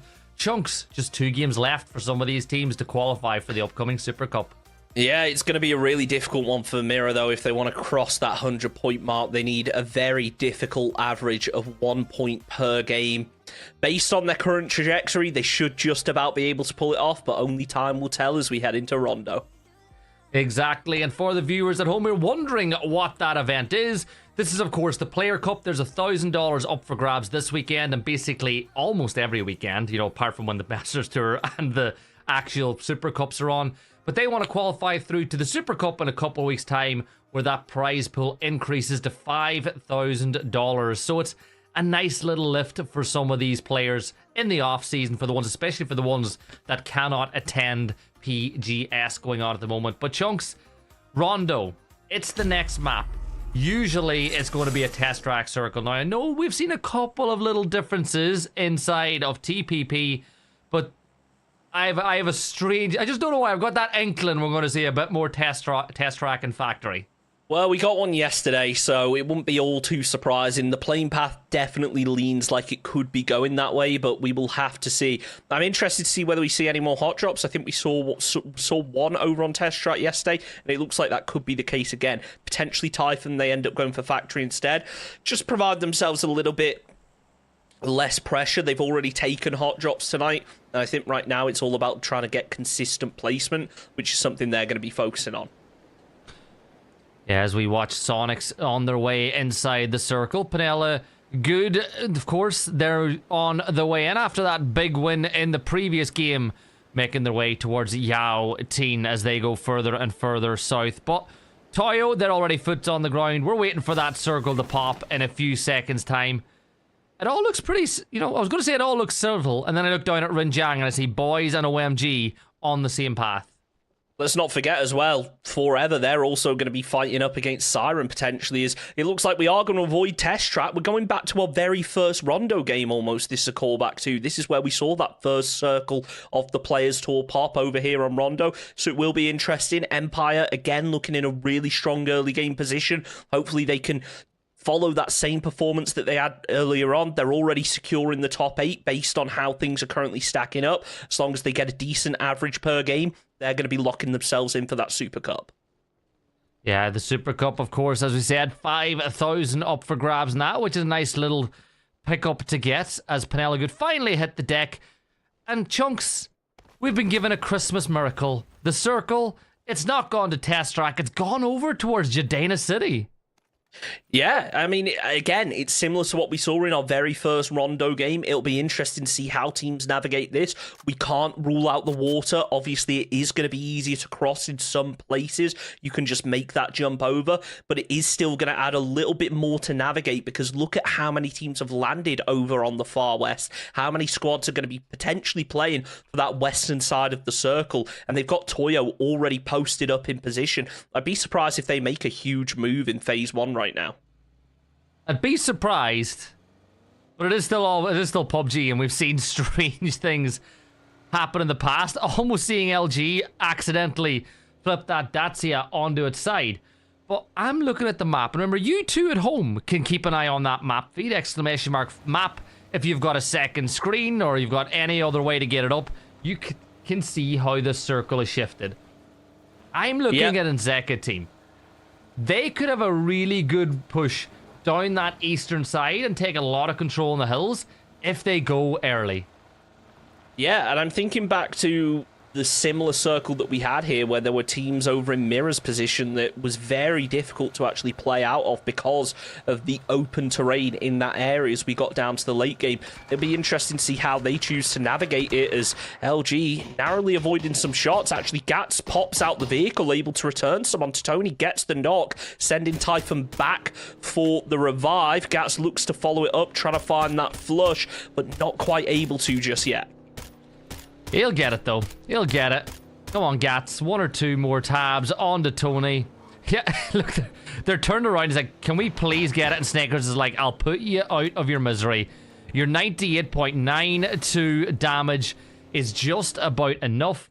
And with that, our second kill of the game. The rest of Typhon, Sam Crow, he set himself up a bit of a trap. He'll let the first car go past.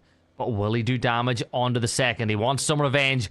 2 players, but isn't able to hit the shots that he needs to, as LG will continue to rotate in. Not too much pressure for them, but they do need to be careful. They are heading straight towards Empire right now, which could cause them a little bit of a headache. A lot of teams going for those early game positions, and they all seem to be very close to each other. The Siren, they managed to fend off Nubsky out of their compound, firing off some shots, forcing him to turn away, giving him a little bit of a warning before taking any damage. Yeah, and what do you think of Siren? Like, they've had moments. Like, at times they've looked really good, but at other times I feel like Chunks, they're a little bit. So you know the way you got risk averse, which means teams don't take risks. I feel like they're the opposite. I think they go all in way too often. It depends, though, doesn't it? You know, if you can go all in and you can get those high kill games, then brilliant. And sometimes that works better against, I hate to say it, but lower tier teams who aren't as prepared for it. Now, you can catch players off guard. I know I've seen pros oftentimes talk about how they'll be playing public matches and sometimes they're more stressed than they are in ranked, in competitive, just because of that unpredictable nature. And if you are one of those players who can get ultra aggressive, that can make a team a bit unnerved with the way that you're pushing, then you can capitalize off of it. But that is a high risk, high reward strategy, and I feel like sometimes, sure, it's all well and good playing for kills, but if you're not able to win those fights, you have to rethink your approach to the game. Yeah, exactly. And some teams find the mix, right? You've got some teams that know when to play aggressive, they know when to play passive, I think that if you're going to play passive, you've got to be really good with your macro play. You've got to understand exactly how the terrain works. You've got to have a good idea of where every other team is in the lobby. And, you know, that's something I will say, Chunks. The likes of LG, I feel like they will find lobbies like this difficult, because when they're playing in the PAS lobby, or if they qualify for an international lobby, you know where everybody's going to rotate. You'll say, right, this is where everybody's dropped. I know that this team looks fast. I know this team looks slow. I know this team has a tendency to make this rotation when the circle pops this way. And it means that the game's easier to... The game's not easier, but it's easier to read. In a lobby like this, you just don't know where a lot of these teams are going to go. You don't know how quickly they're going to loot. You don't know where they're going to rotate. I think that really good teams like LG, you know, like Empire, like Toyo, they find lobbies like this difficult because of the chaos that kind of ensues because of it. Yeah, but ultimately, to be the best, you have to be able to prepare for anything, and that's really what we see in lobbies like this, where you don't have the time to do a huge amount of research on every team, on how they play the game, and it is about being adaptable, and that's something that I love seeing tested. It's one of the pros of the Players Tour, because anyone can take part. That's right, even you at home can take part. You only have to be 16 years of age. You can do ! Register to learn more information. The sign-ups aren't open for the next Players Scrims just yet, but they will open next week, so keep your eyes peeled on that Wastify page. Yeah, so plenty of time for you to pick out your squad. Get the squad together, get up and running, and see what you can do. Maybe you will get a chance to show what you can do inside a lobby like this one. But, like, I'm seeing players inside Jadena City 8 minutes into a game. Like, very rarely do you see that inside of PUBG because of how infrequently the map goes here. I want to see this go east. Like, if this shifts east, we're going to go to a part of terrain where there's a couple of very strong compounds, but it is a part of the building, or part of the map, where terrain reigns supreme. It certainly is. The Mortifier, though, I mean, we saw it used effectively over on Miramar. There were, 3 or 4 knocks? It was either onto OMG or from OMG. I think it might have been Team Casito that were taking them. Oh, no. Oh, you can't be opening yourself up like that as Kawazine manages to spot out the player, catches a little bit of damage. You saw him checking the sky there, just making sure that it wasn't landing over on his position. Mm-hmm. The worst thing is for Kawazine, he didn't miss a shot. He fired 3 bullets, all 3 landed, but one of them hit the arm instead of the body or the chest or the head, and that's why he wasn't able to find the knock. So Kawazine's a little bit unlucky there not to find that knock, but you've got to be happy about being still alive if you're on the other side of that battle for OMG. But Empire, they've got themselves some neighbors. They've got to deal with them, as LG are now pushing this position. They certainly are, and this is going to be a difficult one for Empire. They like to play split. In this scenario, they have opted not to, which is going to work out well for them. I can't help but think, though, maybe in a circle like this, neither of the teams do get aggressive. They maybe don't want to take this as a team fight just yet. They want to wait to see how that zone ends up shifting, see whether they even have to make a move, because, I mean, based on the circle right now, they are pretty much dead center. It's in check. They try and land some long-range shots, not to be. The circle, though, it shifts hard up to the northwest. LG and Empire, I think they're actually going to be pretty happy with the way this has moved. Yeah, I think so. But the big thing is now you've got that river separating one half of the circle from the other. And this is a gamble. This now becomes a gamble. I think Penella Good are in a really good position if things go the other way. I'm looking at the likes of Typhon and Mira on the extremity. If this kicks back towards the factory side, they're in a world of pain. They certainly are, but we will have to see as the game progresses. Siren, they're moving in. They need to be careful of Torchy just over to the east. I don't think anyone's aware of his current position right now and could potentially cause problems, as boys are going to be super split up. That's exactly what he does. Torchy pops up, gets the knock onto Yai, flushes it out right away, decides to move away, but still needs to be cautious because there are going to be players up to his north that have now heard these shots and are going to be made aware of exactly where he is. Siren looking like they want to move back to the vehicles for safety, but after they find a headshot onto Oliver, they're pretty comfortable now in this current ridgeline. They're just going to sweep and clear, make sure there's no one else remaining. There is still one player to be cautious of, but it's Richie who ends up landing the shots, nearly able to find a knock of his own. Yeah, and Oliver's just keeping an eye to make sure nobody's below, but you've got to get your first aid off as boys will move way across that coastline, making their way through the circle. Chucky, though, he's got the problem of Corrido a little further north of them, and Corrido, they'll be looking at Penella Good. They'll be saying, well, if Penella Good can get themselves a big chicken dinner and rocket themselves into the potential of making it into the Super Cup, we can too. Benya, he's going to try and solidify Toyo's position, getting the knock onto Jedshot, looking around in case there's any more around, but not to be. His boys, they are just playing super split right now, and unfortunately it is not working out well for them. Potentially dangerous. They've heard these shots from Toyo as they start to close in. They're not in a position really to take this fight as a two-man. They are super split up. So I think they're probably just going to stay on this side of the hill just so that those players further away can provide a little bit of kind of overreach support, looking over the hillsides, just making sure if a player does peek, they're going to be getting caught from all sorts of different angles, some of which are going to be harder to support from. Capitan following a similar role, but look how limited his ammo is on that Dragunov. Yeah, 18 rounds with 2 in reserve, but he does have the ability to scout. He can get information for the rest of Toyo as they start pushing up this way, like RPD going to peak, which way you should be focusing your attention to.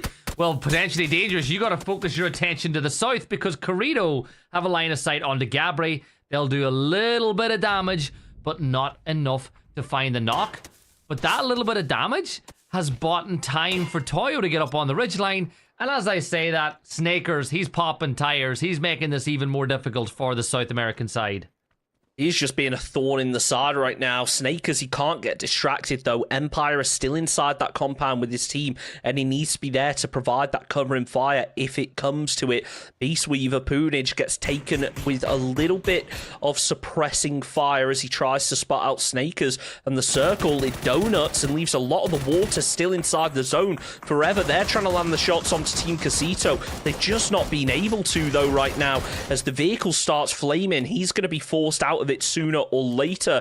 Team Casito, they're happy with their position. They don't have to move just yet. They want something a little bit stronger, but they're not going to complain where they currently are.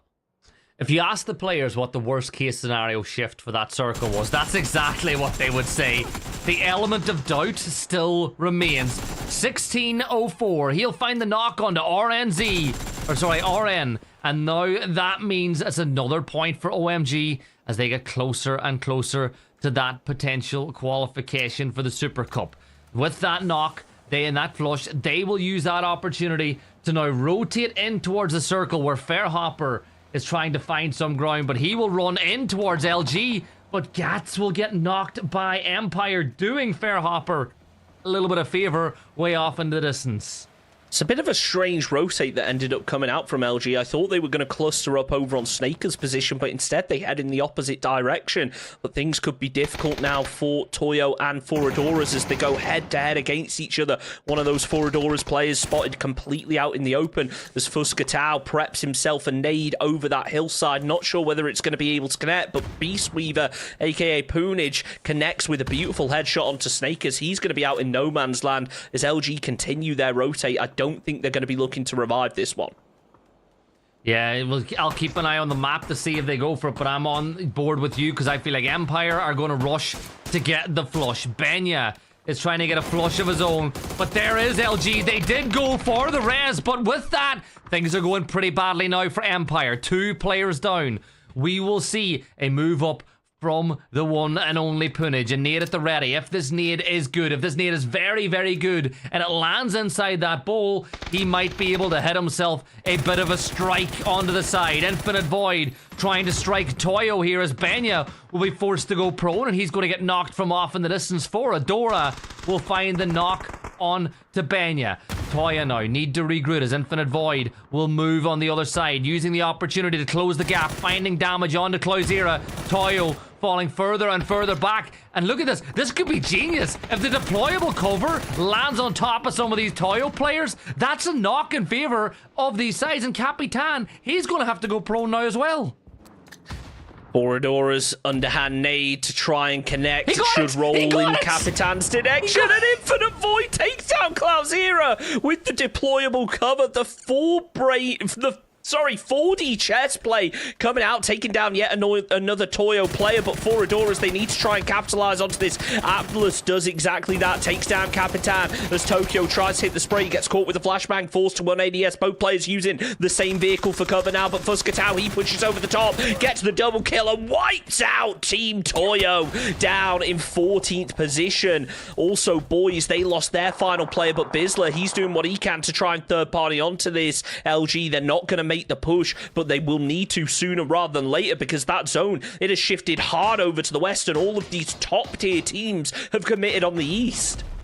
And I love it. I called it, the deployable cover, landing on top of it, getting that second knock on the fight, which really opened up the fight. Really good from them. But now we turn our attention to the other side. Mira and LG trying to battle their way in from the east. The circle did shift towards the west. It was a hard shift, and all of a sudden, even though these sides are on land and there's a little bit of land inside the circle's essentially been halved because of how little zone is on this side. Potentially dangerous though. They're doing the ring around the Rosie with Corrido. They'll find that knock as Gabri will confirm out that kill, and with that, PD, now they've only got 2 Corrido players left to deal with.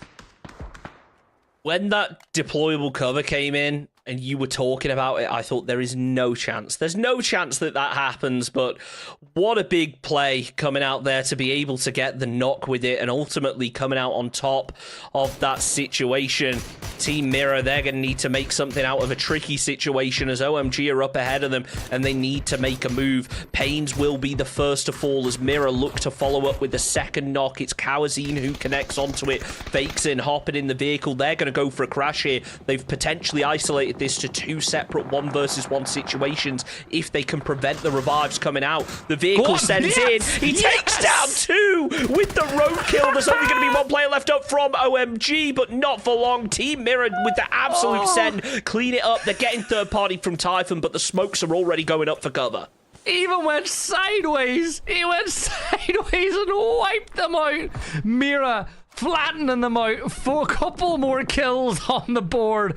And I love PUBG. LG now, they're fleeing it. They've been like, these guys, they're doing it with a car over on the other side of the circle. And now LG, they'll try to move up to that next ridgeline. But we have Mira, we've got Boradora, they're all in this position. Fusky Tao with a double spray, Bizzler and Snakers, they will eat that lead for dinner. And Fusquito, he'll try to serve them supper inside this lobby now, as there's just 1 member of LG standing. He does fall, LG are wiped and there's 9 teams left alive. What a messy game this has been. We almost predicted it when the circle shifted over to this river, and now again it's going to move off to the west, so these teams have to make a move. It's all going to be onto Foradoras right now as Mirror start to focus in their attention. That is a huge nade coming out from LFP, followed up with the spray, takes down Atlas, finishes off Fuskatao. This is a huge 3k already from Team Mirror. LFP putting in work. He needs to try and pop the heel, but fakes in. He sends it in with the vehicle. He's not going to try and repeat what he just previously did with the car as LFP pressured behind the van as the rest of Team Mirror start to swarm. Peeks up over the top, tries to finish off I Am Tokyo, but not going to be enough. Fakes it, ends up falling. Kawazine closing up the distance as LFP, he's got in the majority of the kills, but in the end it's Vanna that finishes off the job. Foradoras down in 9th position, only 8 teams now remaining, but Karax, he's third partied onto it, he's taken down LFP. Mirror down to a 3-man, but they should be able to get that player back up. Yeah, but they've got 8 kills. They've still got 8 kills in this game. They've got to make a crossing. They've got to get over the water. Their best path might be to go to the south. That's where the water is at its shallowest. However, with that, another problem will come up. 4 are down there. 4C. And you got potentially dangerous. Corrido making the move as well. But let's keep our eye now on potentially dangerous. They are holding the gates to the circle for 4C.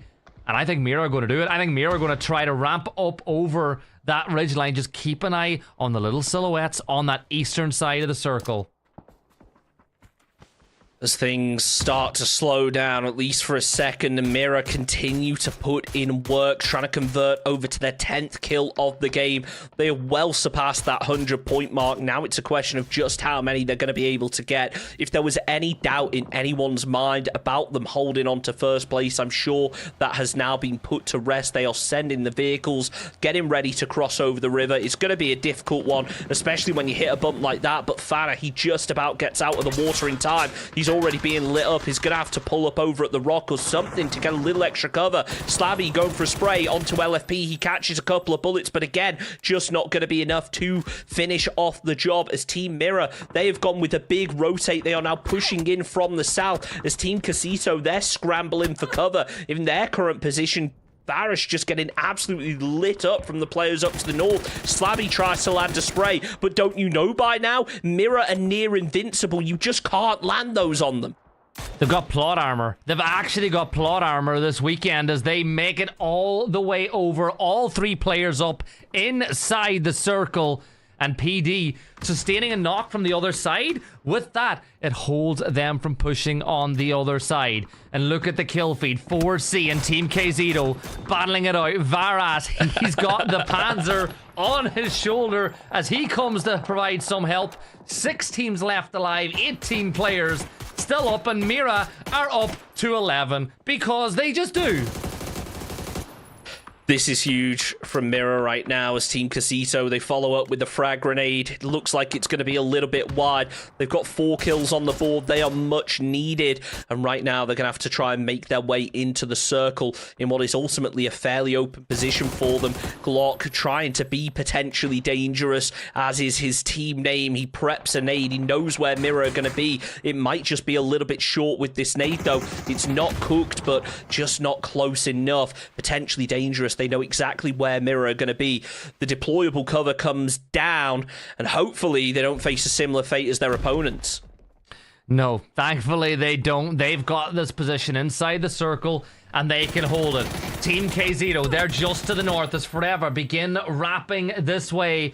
But the question is, where do they go? Brand down to 3 HP. Make that none. A slump will step up over the ridgeline. Team KZito with just Varus and Robert left standing as covering fire comes in from Sam Crow on the other side, stealing that kill away. Look at the angle that Sam Crow has onto this fight. Scooby, he will fall at the hands of Robert as Nubsky will trade it back instantly, leaving it all down to Varus. He has a Panzer in the back pocket. Maybe, just maybe, it's time to deploy. He's got Bran moving this way, and you know for a fact Bran is there going, safe res. As is every player who gets knocked in PUBG, they're always safe res. I learnt that the hard way from my teammates. As Quattro Konos has gone down in 6th place, it leaves us down to our top 5. Team Casito are going to be able to get the revive onto Bran unless anyone peeks over this ridge anytime soon. It doesn't look to be the case just yet, but Typhon, they know that something's going on in this position. They've just not been able to find the angle onto it. Team Casito, they should have an entry into zone, but need to be so careful that Mirror don't peek up. Samcro gets the knock on, the kill onto Pandorito, taking down Forever down in 5th place. As we make it into the top floor, we might finally see the game slow down a little bit as these teams assess their options and ultimately just wait to see where that zone ends up shifting. Yeah, but Mira are still up with a 3. The raid boss, PD, another side that are looking to just secure themselves into that top 2. A bit more prize money would certainly help the coffers as well, but we get ready for that next shift, and with every shift in a circle like this, there's going to be winners, there's going to be losers. The terrain is open. There's nothing to play with, so whichever team gets the shift, it'll get the win, and surely Typhon can transition that circle into a Typhon win, but it all depends on which way Mira and Team Casito path their way in. Potentially Dangerous are going to be in a nice spot for themselves right now. If they can get in a little bit further, they are going to be pinched, though. If they go too far into the circle, Typhon holding up to the north, and ultimately the biggest threat in the lobby right now, Team Mirror, who could be down to the south. Sam Crow catches some nice shots onto the player behind the shield, but not able to convert even with the MK ammo. Again, we keep talking about it in the late game, but for Sam Crow, he's going to struggle if he keeps firing off those MK shots. He's coming up over the top as Fanna gets a really nice knock over to Brand, spots out Varus out in the open, somehow doesn't manage to land any of the shots, but he has a good read on where that player's going to be now, just using himself some of that smoke for cover. Mira just wrecking everything in front of them now as they move up to 12 kills. It's fantastic for them as he gets himself his 4th kill of the map. LFP, he's looking for cover on the opposite side as that kill will be confirmed as Kazin will drop. Team KZito are down and out as well, but it's a 2v3v3. Typhon with best position in the circle for the squad, but look at Glock. He's the closest player to the center, and he's got a dip that he can just about play to feed information to the rest of the team. Sam Crow still just spamming through, trying to connect onto Mirror, ends up getting caught in return though, as LFP, no vest, no helmet, but he's got plenty of util that he's trying to use to close up the distance. Tries to spot up to Psycho, has a good read on where the player is, but just can't convert, and Mirror in a very tricky situation, but they are still going to be happy with this performance. 12 kills, and they just opt to deny to zone, which at this point, it's not going to affect them at all. Yeah, and I'm just looking. You know they're emoting inside the blue as they will lose their chance of winning that game, but they'll be happy. It's another 12-kill game for them as Typhon now will look to get the win. It's them against PD. A win for PD would put them in the driving seat in the race for 2nd place because 1st is all but lost, but Typhon looking to make plays of their own. And Typhon have got utility. I see one nade, I see one molly. Utility could be the difference here. Certainly could be, but when do you use it is the big question at this point. If you don't have a good read on where your opponents are, it's going to be difficult. It's not like there's an obvious bowl that players are going to be congregating in that you can target your util towards. Right now, it's just a case of using those flashbangs, trying to close up the distance. Potentially Dangerous. They've got the center of the circle, so they're going to be in a slight favorable position when that phase 9 starts to move. Typhon, they're just trying to scout out for info, but now that we're using that third person, both teams being hesitant to actually expose themselves, making the most out of the third person, which ultimately that's what you've got to do in a fight like this. I'm watching. I'm analysing every move the players make as Psycho's position is now known to Slabby. He's got plenty of ammo. That's not a problem, nor is the helmet and vest situation, as they are pretty good for that. Typhon, they should be the same, but the time's not there to use the utility just yet. You keep it in the pocket until you know PD are going to move up over that ridgeline. This is King of the Hill. This is what we're on. This is what a battle royale is all about here, Chunks. And as it stands, Typhon, they're happy to play the side. Both teams happy to stay on either side of the ridgeline because of TPP. You can get information without going for that risk. It's about being cautious, taking things slow, waiting for an opponent to expose themselves before committing onto it. The util is going to make a huge decider in this fight, you have to assume. It's Typhon. They've got plenty of nades between them. They've got themselves a smoke that they can throw out to potentially break the visibility. It's not going to cover them all the way. There's more deployables coming down from the sky. Will provide Typhon a potential bit of a safety net up on this very barren hilltop. As Carax, he preps himself a nade. They're all about to fly. They land over towards potentially Dangerous. 3 at once. Only one of them able to connect onto Slabby, though, as he prepares a flashbang in retaliation. He knows a player's going to be peeking up. It lands beautifully. He gets himself the knock, but is immediately traded out by Samcro. Typhon, they wanted to execute, but this has maybe slowed things down a bit for them now. And Nice Nade connects onto Nice Avon, but unfortunately not able to get the knock for Typhon Gaming. 7 kills on the board. They need more to confirm themselves in that top 8. Limited ammo in reserve yet again as Psycho goes to the spray, flushes out Slabby, potentially dangerous. Nice Avon pops up. He's got no ammo either, though. They are being so cautious in terms of how they actually take this engagement. They know where Samcro is. They've seen him popping his head up, but they've just not been able to land the shots. Molotov comes down, but it looks like it's going to be a little bit too far, and Typhon, they've now got a player advantage.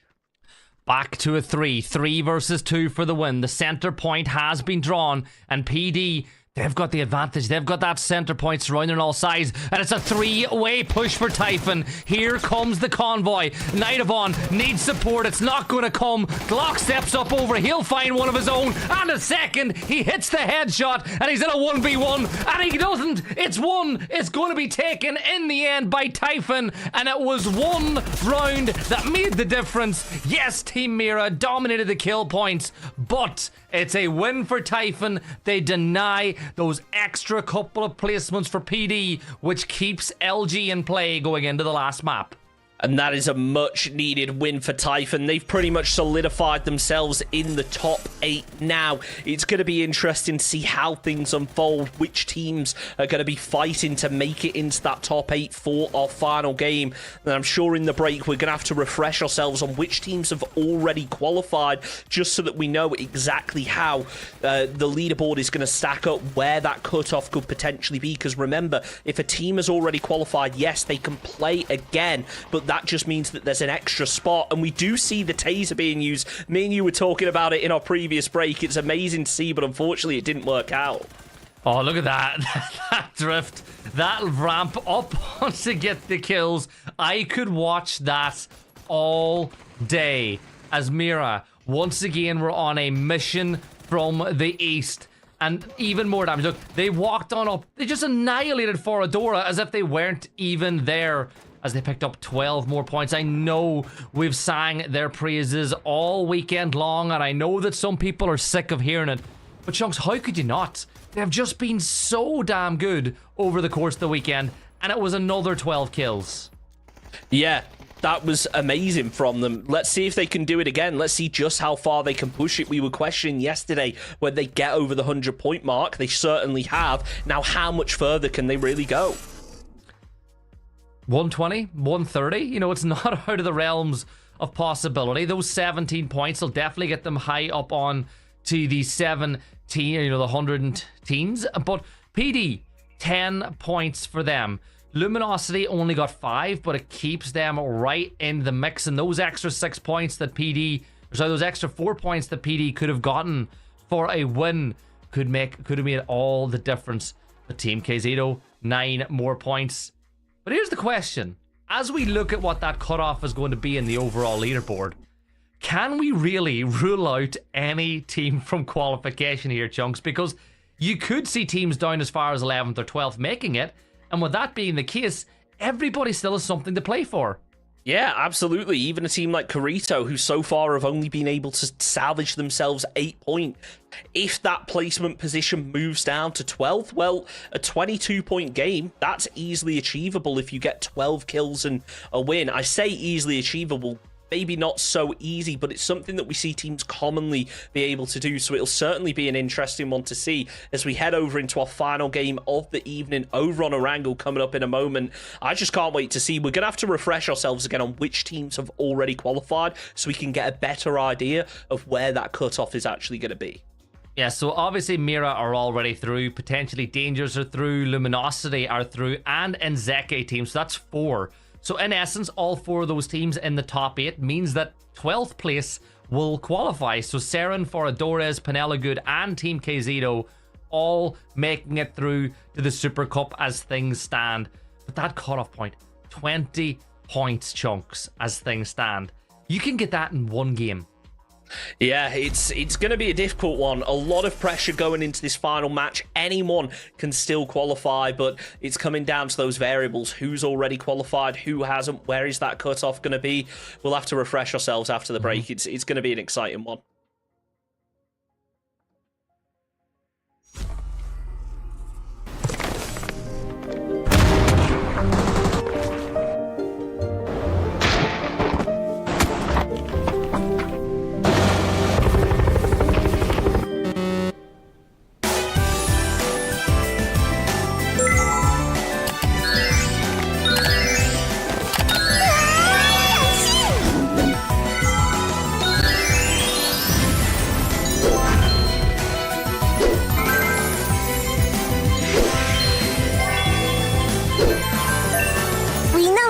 로맨틱 디너.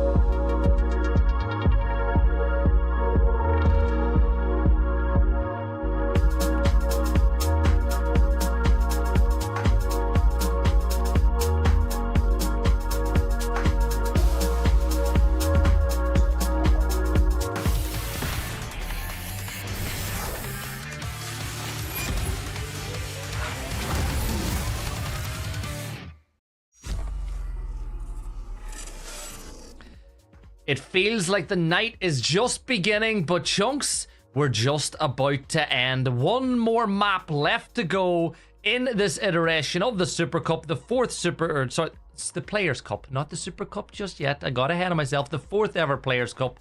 But Chunks, we said it before, it is all still up for grabs for those teams to try qualify through to the Super Cup. It certainly is. We refreshed ourselves over in the break. There are 4 teams that are currently taking part that have already qualified for the Super Cup, which means that if they're all in the top 8, it's going to mean it's all the way down to 12th place, which how it currently stands, all 4 of those teams that have already qualified are in the top 8. So right now it is a battle for 12th position, which is only 13 points. So there is a lot of pressure right here for those teams down at the bottom end of things. And yeah, Corito, a team that have really struggled, that have only got 8 points so far, they could easily move up and qualify in 12th place. Yeah, and like, it's one good game. You know, at the end of the day, they're 12 points off of that spot as things stand. You don't even have to win to get 12 points. You know, a couple of kills and a top 4 finish, you could find yourself closing that gap. Obviously, provided the teams ahead don't find those kills. If you are wondering why some teams are playing tonight that have qualified already, well, it's because every single Players Cup has got a prize pool of $1,000. So with that being the case, those teams are playing to try win a little bit extra money to put inside their coffers. Money, of course, that you viewers at home could get your hands on if you register for the next Super Cup. There will be scrims coming up pretty soon. You can register from next week on, and you can get in with a chance of playing in a lobby like this and trying to get some money in the back pocket too, Chunks. Absolutely, it's a perfect opportunity to test your skill in competitive against some of the best in the world. And I mean, even the teams that didn't quite manage to make it to PGS, we see squads like LG that are, you know, a top tier squad that you could be playing against in just a couple of weeks. As we see the playing path, it's relatively standard, but this hot drop certainly is not. And it's 2 teams with a lot to play for right now coming head to head. Ah, the normals. It's Kerak. Get him! The Grim Reaper here with the scythe running after him. Kerak, throw it. Throw it. Throw it. Come on. Chuki, he's running back to his teammate. The Grim Reaper hits him twice. He throws the sickle for a 3rd time, and Chuki will fall. And I love this. And here comes Agus. He's got a gun. If Kerak gets the kill onto Agus, right? The nades at the ready. If Kerak can throw the sickle and land it perfectly onto Agus, we could see some crazy plays. But Kerak, he's just hoping for some cover from Psycho as the rest of the team move this way. The nade lands down. It's not going to be enough to get the kill as Agus, well, he moves away, and it's probably for the best as the rest of Typhon start to close in. He will be able to make it out safely as the circle has popped. It's going to be relatively central, but Typhon, this is going to be difficult as they've already taken down one here from potentially Dangerous. He's got the DP, so plenty of ammo in reserve if he needs it. Going to get ready to pre-fire, lands one, follows it up with a second almost. Yes, he does. 15 bullets in return. But it's Nightavon in the end who trades it out with the shotgun at close range and potentially Dangerous, only losing one player in that fight. The dinner plate had enough on it to feed two, but the third player wouldn't fall. And that's a player down for Typhon. And they're one of the sides that were hoping to get inside the money spots of the Players Cup. Elsewhere, they still have a bit of a standoff as Penella Good, who found themselves in hot drops on almost every single map, are in one once more with 4C. And 4C, if they win this fight, if they get a couple of kills on the board, they're in a position to qualify through to next weekend. That's how tight it is at the bottom. Yeah, there is a lot riding on this game, and this hot drop in particular right now. It's going to be a close one. I don't want to talk too much about the leaderboards because we all know how caster math can be. We're not great at it at the best of times, and when there's so many different variables, different squads that could or couldn't qualify, the cutoff potentially changing, it's going to be a difficult one. But right now, all eyes have to be on the teams down at the bottom end. All it takes is one big performance, and that's something Penella Good have already delivered tonight. They just need to do it one more time. One more time, and then they're going to celebrate, right? Do you want me to do the rest of that song, or will we just leave that lyric? I was hoping you'd sing it instead. They're not ready for it. They're not ready for that. Only if they win. Yeah, if they win, we might do it. And then the channel will get taken down for being DMC. So, what, you think our singing's that good, do you? Nah, maybe we'll be taken down for abuse. Abusing the poor viewer's ears. Anyway, let's get back onto this fight. Not all too much happening right now. Both of these teams, they've got a lot on the line. They have to be cautious about things. They don't want to take any unnecessary risks, but Team Mirror, there is no risk on their part right now. They are playing for pride and ultimately just to cement their dominance. They've already got a knock over onto Jedshot as boys. They've lost a player early. They're going to try and regroup, but they still have one player really far back that isn't going to be involved in this fight. It's a 2 versus 4, make it a 1v4 as LFP hits another spray, spots out Get a Good with a decent amount of damage, but not going to be enough to convert it over to a knock just yet. I say just yet because look at this. Everyone from Team Mirror is swarming in right now. Nades are landing close by. Fana just driving round, not even deciding to go for a seat swap. He has a read on where that player is going to be. The nade does land, catches a little bit of damage. The flashbang about to come out, but it's not required as Fakesin finishes off the job and boys down to just one player left up. Is this cyberbullying? Is this what cyberbullying looks like? As they are just ruining boys. This is a horrible start to the last map for them. For Mira, though, it's excellent. And Zeke team, they're going to put a spray down towards Mira, but Mira will keep on moving. And now you'll see Vinny taking damage from the other side. It is insane. Mira are the alpha. They're the omega. They are everything you could possibly want from a dominant team. They have given you it all over the course of this weekend. Tochi Boys will get stolen away by Nzeke team, which means that it'll not be a full 4 from here to kick things off, but it's certainly a nice start. It certainly is.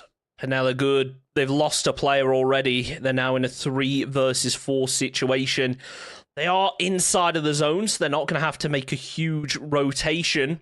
But they will need to make one all the same. And if the zone does somehow end up shifting over this way, you can't imagine it's going to keep going that way. So sure, they could end up in a position where the next phase goes this direction. But even if it does, they've got to try and get to vehicles at some point to rotate. And if there are more teams in this area, it's going to be so difficult to rotate out of these compounds. Warlock's position has been given up, so he's going to reposition, try and find something else, as this fight is just going to be a slow burn for now. Neither team wanted to get too aggressive, but I will say 4C, they've got a player up on the roof right now. They could catch them off guard if one of these Penella Good players decides to move out of the building. This fight could go on for like another 2 phases if it stays inside the circle. These fights are incredibly difficult to go engage on. Like, you look at the 4C players, if Panella Good get a knock, you've got to cross over to get that flush, because you've got to assume that the defensive team, the team that took the knock, will go for that res, and the terrain will do so. So unless you've got tons of blue zone nades, and tons of mollies, and, you know, offensive utility, this fight ain't going anywhere. So these teams, they should just get themselves ready for the long haul, as Lionel will get up on top of the roof. But I'm looking elsewhere. I'm looking in the map feed, and you can too at chat by typing !map. I'm seeing a bit of a bridge camp up on the north, and we're going to jump right on over to it, as that'll be Balefrost suffering the first knock at the hands of Team KZito. Yeah, Empire have gotten really aggressive this game. They took a fight. I can't remember exactly what it was, but it was just that bridge up to the north of Rozhok. They didn't fully commit onto it as a 4-man, but it looks like they are doing in this scenario. Aliv manages to hit the seat swap, gets a bit of damage over on Shimboy, not going to be enough to convert, but Varus certainly does in the end, pulling up the vehicle, looking to try and find an angle on Tapunich as he's inside of the UAZ, gets caught with a headshot. That's a big one. Runs out of ammo inside the AK, but that doesn't matter when you've got an MK in your back pocket, switches over to it, finishes up the job, and Empire in real trouble. Only Michael left up. He's given up on the revives. He's going to try and get some placements out of this. Great day too from Team KZito, who should, with these couple of extra points, find themselves making their way into the Super Cup coming up in a couple of weeks' time, after, of course, a little international break for PGS, which I'm sure everybody in chat will be watching, where we'll discover who, at least for the first quarter of the year, the first few months, who is the best team internationally. Aki, he spots out Senior Latino, won't find any shots whatsoever, but again, it's that battle for apartments that is going to go on and on and on for a long time. But it's, you know, it's all for nothing. Like, you're not going to find any knocks. Maybe inside this building with Mula in there, we might see the first knock and kill, depending on what way these players move. It's going to be a difficult one here. I mean, you're going to be familiar with this strategy, 6x on a shotgun. That comes from some other titles that you might cover sometimes. Let's see how well it's going to be used in this scenario, though, as Lionel moving up the stairs. He's got the AUG, but he's being hesitant in terms of the push, just not wanting to overexpose himself here as the circle does get ready to pop. Michael is going to be out in the blue up in Georgiapol, just making sure he's fully looted. I'm sure he's going to be focusing on getting himself a lot of meds right now as the circle, it shifts up to Rozhok, and neither of the teams inside these apartments is going to have to move anytime soon. Michael has a level 3 backpack. He's got 60 bullets, no throwables, and nothing but medkits. And that's what he's going to do for the rest of this game. Warlock, he's going to look to get the first knock, and there you go. Mula will take down Lionel, as finally the battle for apps will see a player fall, but it'll be a long time before this fight is over for sure. But yeah, Michael, he's got 35 first aids, going to get loads of boosters, no ammunition, and he is going to have a great time. It's a throwback to the old school days. If only we had a swimming circle where it was just everybody in the water, hoping that they get that zone shifting towards them. It's Panella Good. They have managed to get themselves a kill out of this one, but they traded a player in return, so it is a 3 versus 3 fight. Callie, he wants to open up through that doorway. The smoke comes through, Hitfire connects, but it's Senior Latino that manages to finish off the job. He's traded out by Twitch Studio, who should be able to get the flush and hopefully get his teammate back up, but there's still Warlock moving into this apartment. He knows there's going to be a player down, and he needs to try and get a kill out of this one. Aki's going to be covering that stairway. He'll make the call if the player moves up the stairs, but as the smoke comes out, it's going to be hard to actually get the read onto that. Yeah, Latino using the res above to crawl off the roof and potentially get back on your feet, as well as Toyo over on the other side, just north of our school on the hill above Rozhok, have an angle onto these roofs now, and that adds a little wrinkle to this fight that might not have been there a little while ago. Now, Gringo's got the double pump shotty.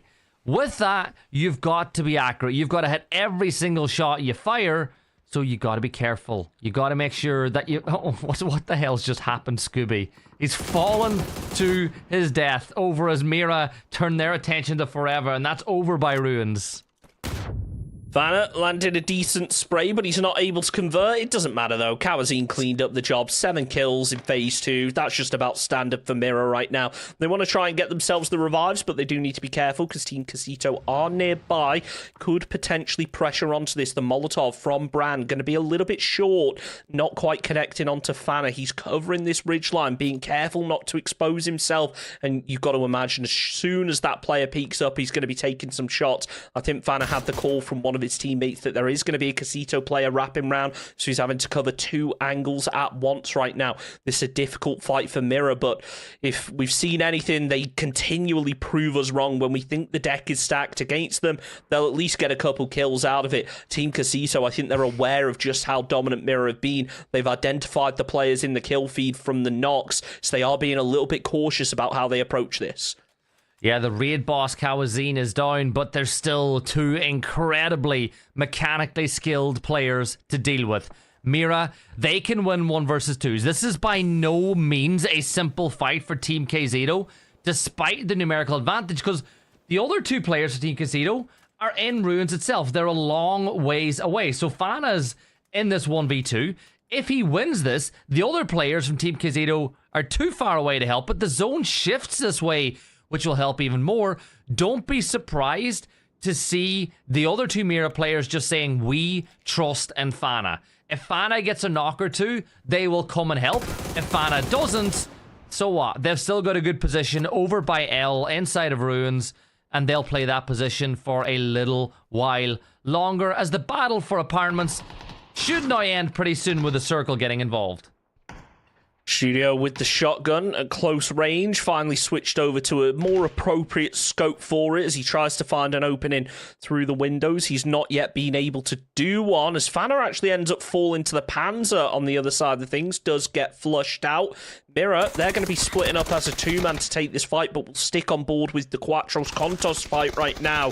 The Studio gets caught out low. He's going to be able to pop the heal in time, but you got to think right now, how many meds do these teams actually have? This fight has been a slow burn. A lot of shots traded side for side. Not really too many knocks or kills coming out of it. Warlock tries to pre-fire the doorway, but Studio's there with the S12, finishes off the job, nearly gets traded out in return. He's only got 1 first aid kit left and only a smoke to cover him from down the hill.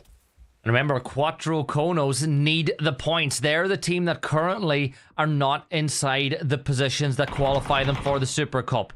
So it's all down to 2 members of Penella Good. Now, Studio is a long ways away with a shotgun, so even if he had been looking, I don't think he's winning that fight, but Senor Latino will pick up that one, and he's going to step up and get that kill confirmed. Good timer put onto the back of it, but for Quattro Konos, well, it's not going to be Quattro for them anymore. It's going to be the Dos Konos as they look to pick up as many points they can with 2 players left alive. And it might be one very quickly because Mula had a lovely angle for a fraction of a second.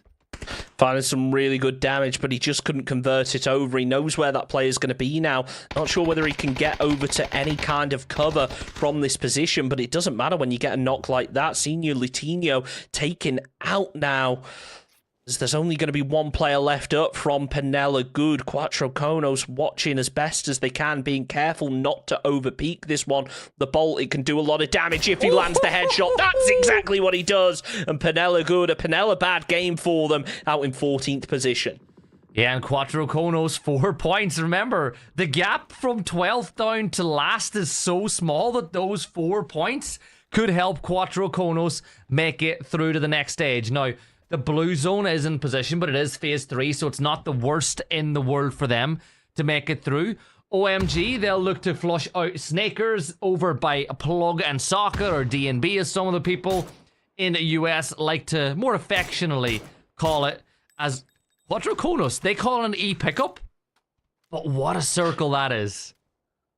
I don't think they had any other way to rotate into this, unfortunately. But yeah, this circle is going to be brutal. There is so much open terrain. That entire position just south of Potentially Dangerous is wide open. There's some really nice ridge lines I can imagine all those northern teams are going to be playing for. But it looks like Capitan is going to move down towards OMG's position. He wants to potentially try and take this hard cover, if not at least keep eyes onto it, because he knows that they're going to have to move sooner or later. Team Casito, they're finally disengaging from the fight onto that final final player from Team Mirror. As by the way, Michael's still in the blue. Just to keep you guys updated, he's looting another compound, getting another 30 meds. He'll be spending plenty of time in there. He's comfortable. Unfortunately, we don't have a dedicated Michael cam to just show you what he's doing at all times, but the map will do that for you. Exclamation mark map in chat as Carito. Remember, they can still make it up. A chicken dinner, what was it, 12 points they currently wear off of the qualification spots? Make that 11 as Oliver will fall at the hands of Chiquito. But the job's not done. Nowhere near so, as they will look to put in more points on the board. But, oh, I'm looking at that circle. That is a rough one for so many of these teams. And maybe the Quattro Konos, are they going to get all players down in the beat? They somehow do. They managed to land inside a boatyard.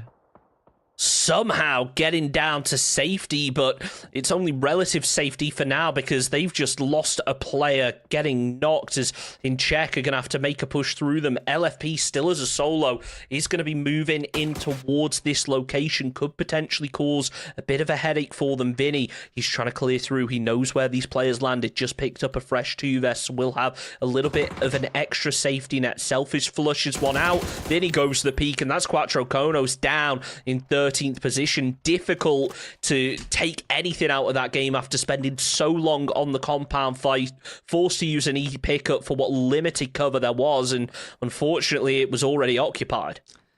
And the question is, was it enough? I don't think so.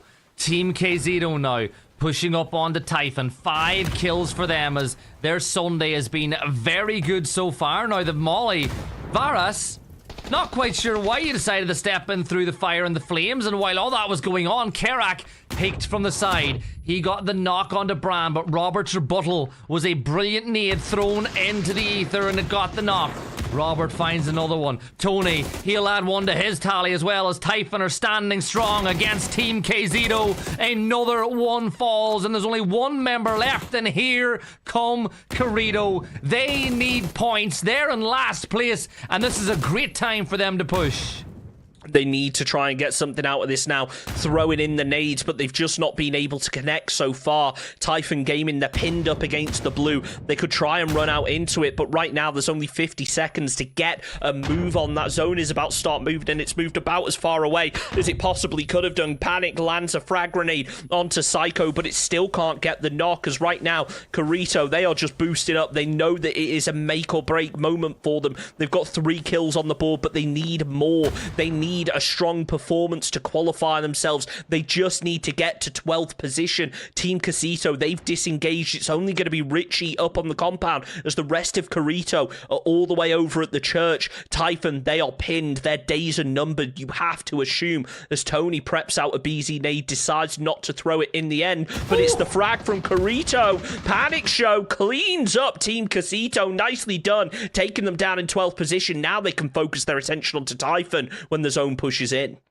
Carito holding Typhon, a couple more points up for grabs. Remember, they were 12 points away from getting into the Super Cup, and they might just do it. Richie standing in the blue. Psycho steps up, but our Typhon going to deny. Psycho, he's going to give up. You got to peek around the corner. You got to confirm that kill. Try to get it on the board. Don't let him go down inside, and Richie will do exactly that as another kill goes in the way of Team Carito as they try qualify for the Super Cup, and Tony almost made it. He was an inch away, and Luminosity, they're now 1 player away from picking up a squad wipe of their own behind the barrels. A little dance, a little peek, a little jump, and down go. Oh my god, LG with their 4th kill, and now we've got 9 teams left alive, and a couple of those teams are still outside the qualification spots.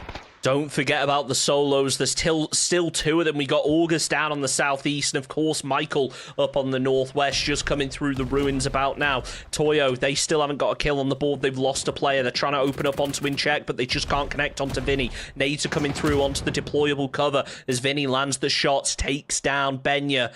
Now Toyo, they're going to try and send a player up over the top. The nades still following through. Vinny takes down Claude Zero with the headshot as Incheck team finish off in 9th position. Still going to be looking strong to qualify, but it's Mirror LFP as a solo looking to try and do a little bit of extra damage. I Am Tokyo gets a big spray onto him, but it's Glock in the end who finishes off. 8th place now for Mirror. Potentially dangerous. They are sitting pretty in their current position. They don't have to move just yet, but they need to be careful of Fuskatao.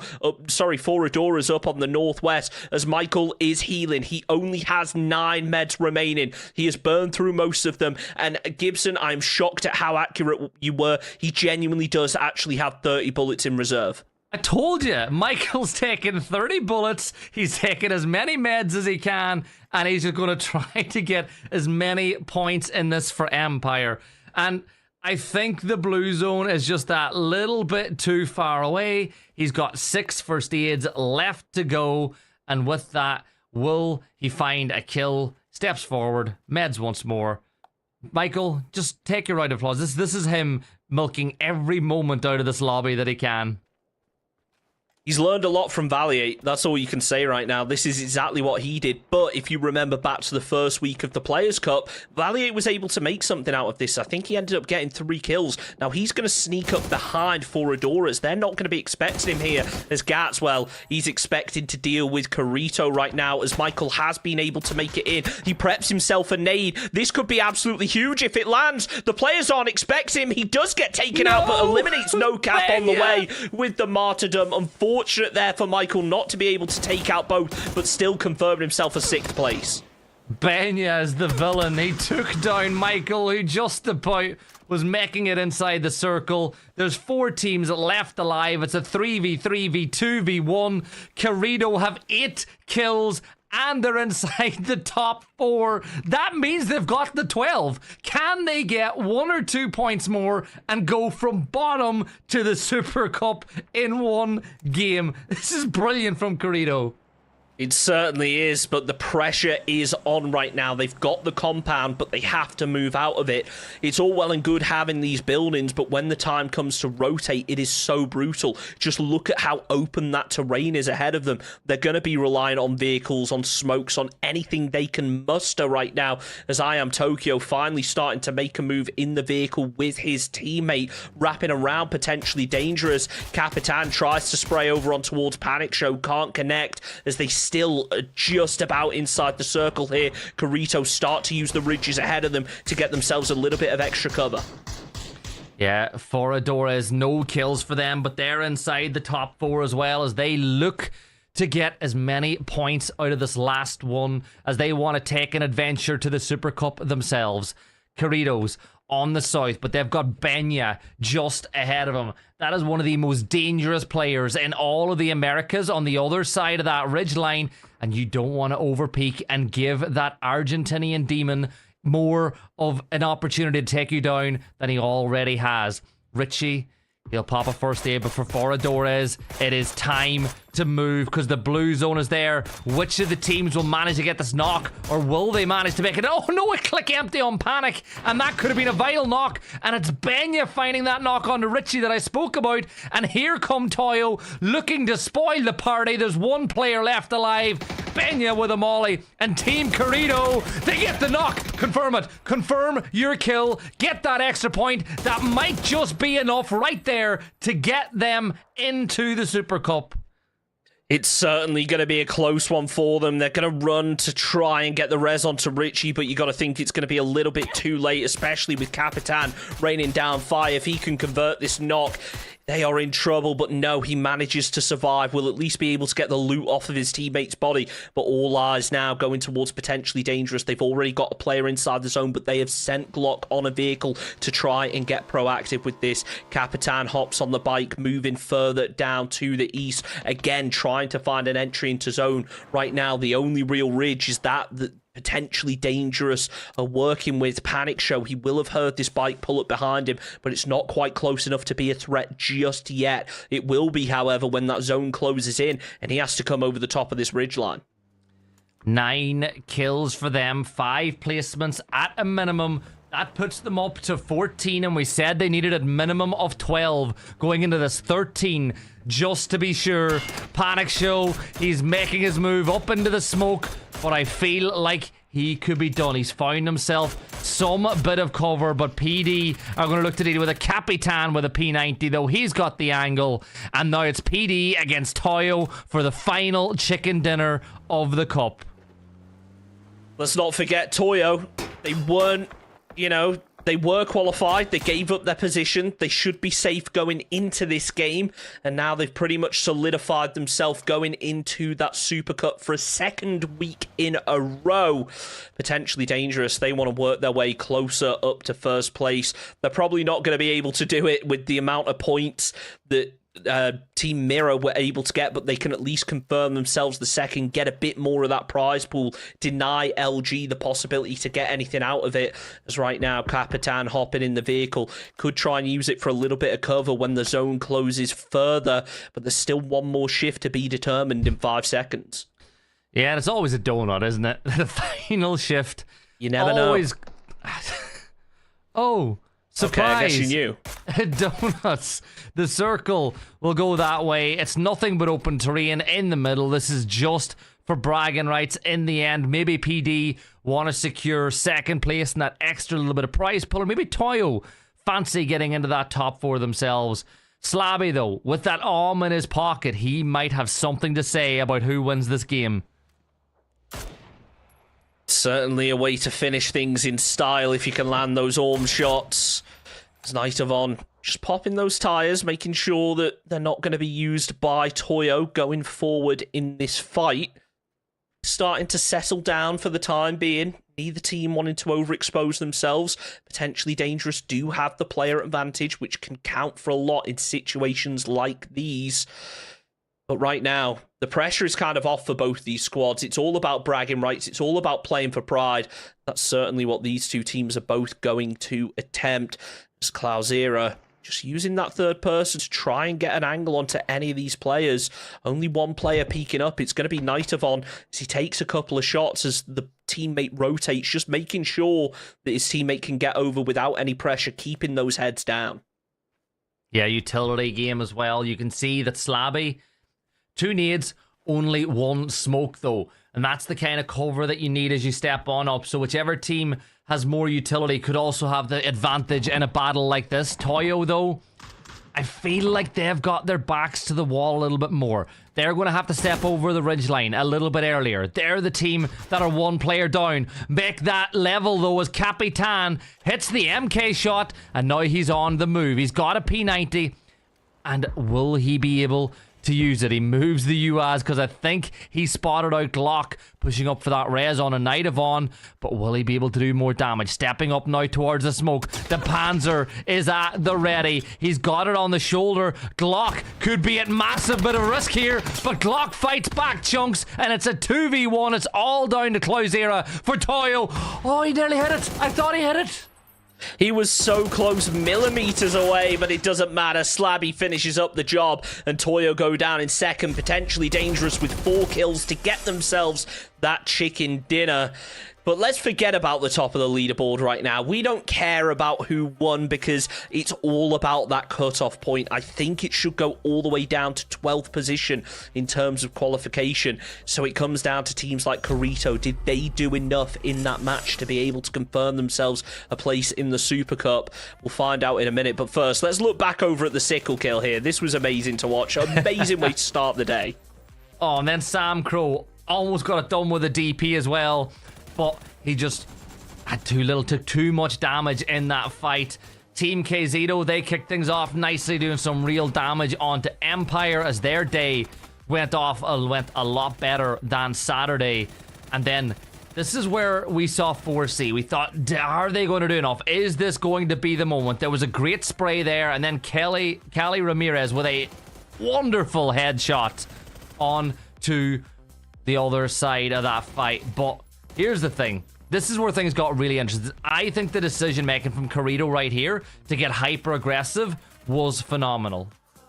Yeah, it was really nice from them to be able to get aggressive onto those positions. It's what you want to see when you're in those situations. When the pressure is on, you have to get aggressive, and they made it work in the end. Really impressive performance from them. Let's take a look over at the leaderboard from that match, though, and see just how many points a team like Corito was able to get. 14. That will hopefully be enough to get them up to 12th position, but there was only 2 teams that didn't get any points that game, so there's still a lot of unknown questions here. Yeah, there is. Remember, 12 teams will qualify because 4 of them have already got their tickets stamped to the Super Cup. Corito were in last place, 12 points off of 12th. With that 15-point game, though, is there enough? Yes, there is. They qualify by the skin of their teeth. They needed every single one of those points to get through, but they get the job done. You were saying, Gibson, flush that kill, flush that kill. That's exactly what they did, and that's what qualified them in the end. We know how close these Players Cups can be, but when you've got a team like Mirror that sponge up 120 points over the course of 124 points, sorry, over the course of 8 games, things become dire in the bottom half, and it really emphasizes just how one big performance can change a team's fate. And now Team Corito, they've made their way into the Super Cup. Yeah, Team Corito, they're in there. Foradores get in as well, as do Panella Good. That one chicken dinner that they got earlier today secured their spot in as well. They got 20 points in one game. They got 6 in the other 7, but they won't mind. They're in the Super Cup, and here are your participants. Mira, Al-Qudsiya, Team Liquid, LG, 55, Pure, and Zeki Team and PD. They make up the top line. Chunks, I'm gonna let you do the honors of the bottom line. Yep, it's going to be Typhon, Toyo, Empire, OMG, Team Casito, Panella Good, Foradores, and of course Team Corito. Really impressive performance from so many teams to be able to qualify. Again, though, Mirror stole the show tonight. I can't wait to see how they perform in the Super Cup, whether they're going to be able to keep up that momentum. And unfortunately, we're going to have to wait for it. It's not going to be next weekend, as tends to be the pattern. We have PGS coming up, so it will be the week after next, same time, same place. And that's the bottom line because Chunks says so. Yeah, a couple people in chat know what that reference is, but for all you at home, thank you so much for watching. Hope you enjoyed the games this weekend. I hope you enjoy the upcoming action with PGS taking part from tomorrow on. But from myself, from Chunks, it was an honor. Take care, have a great night, and in the words, as always, of the one and only Toffees, play more PUBG.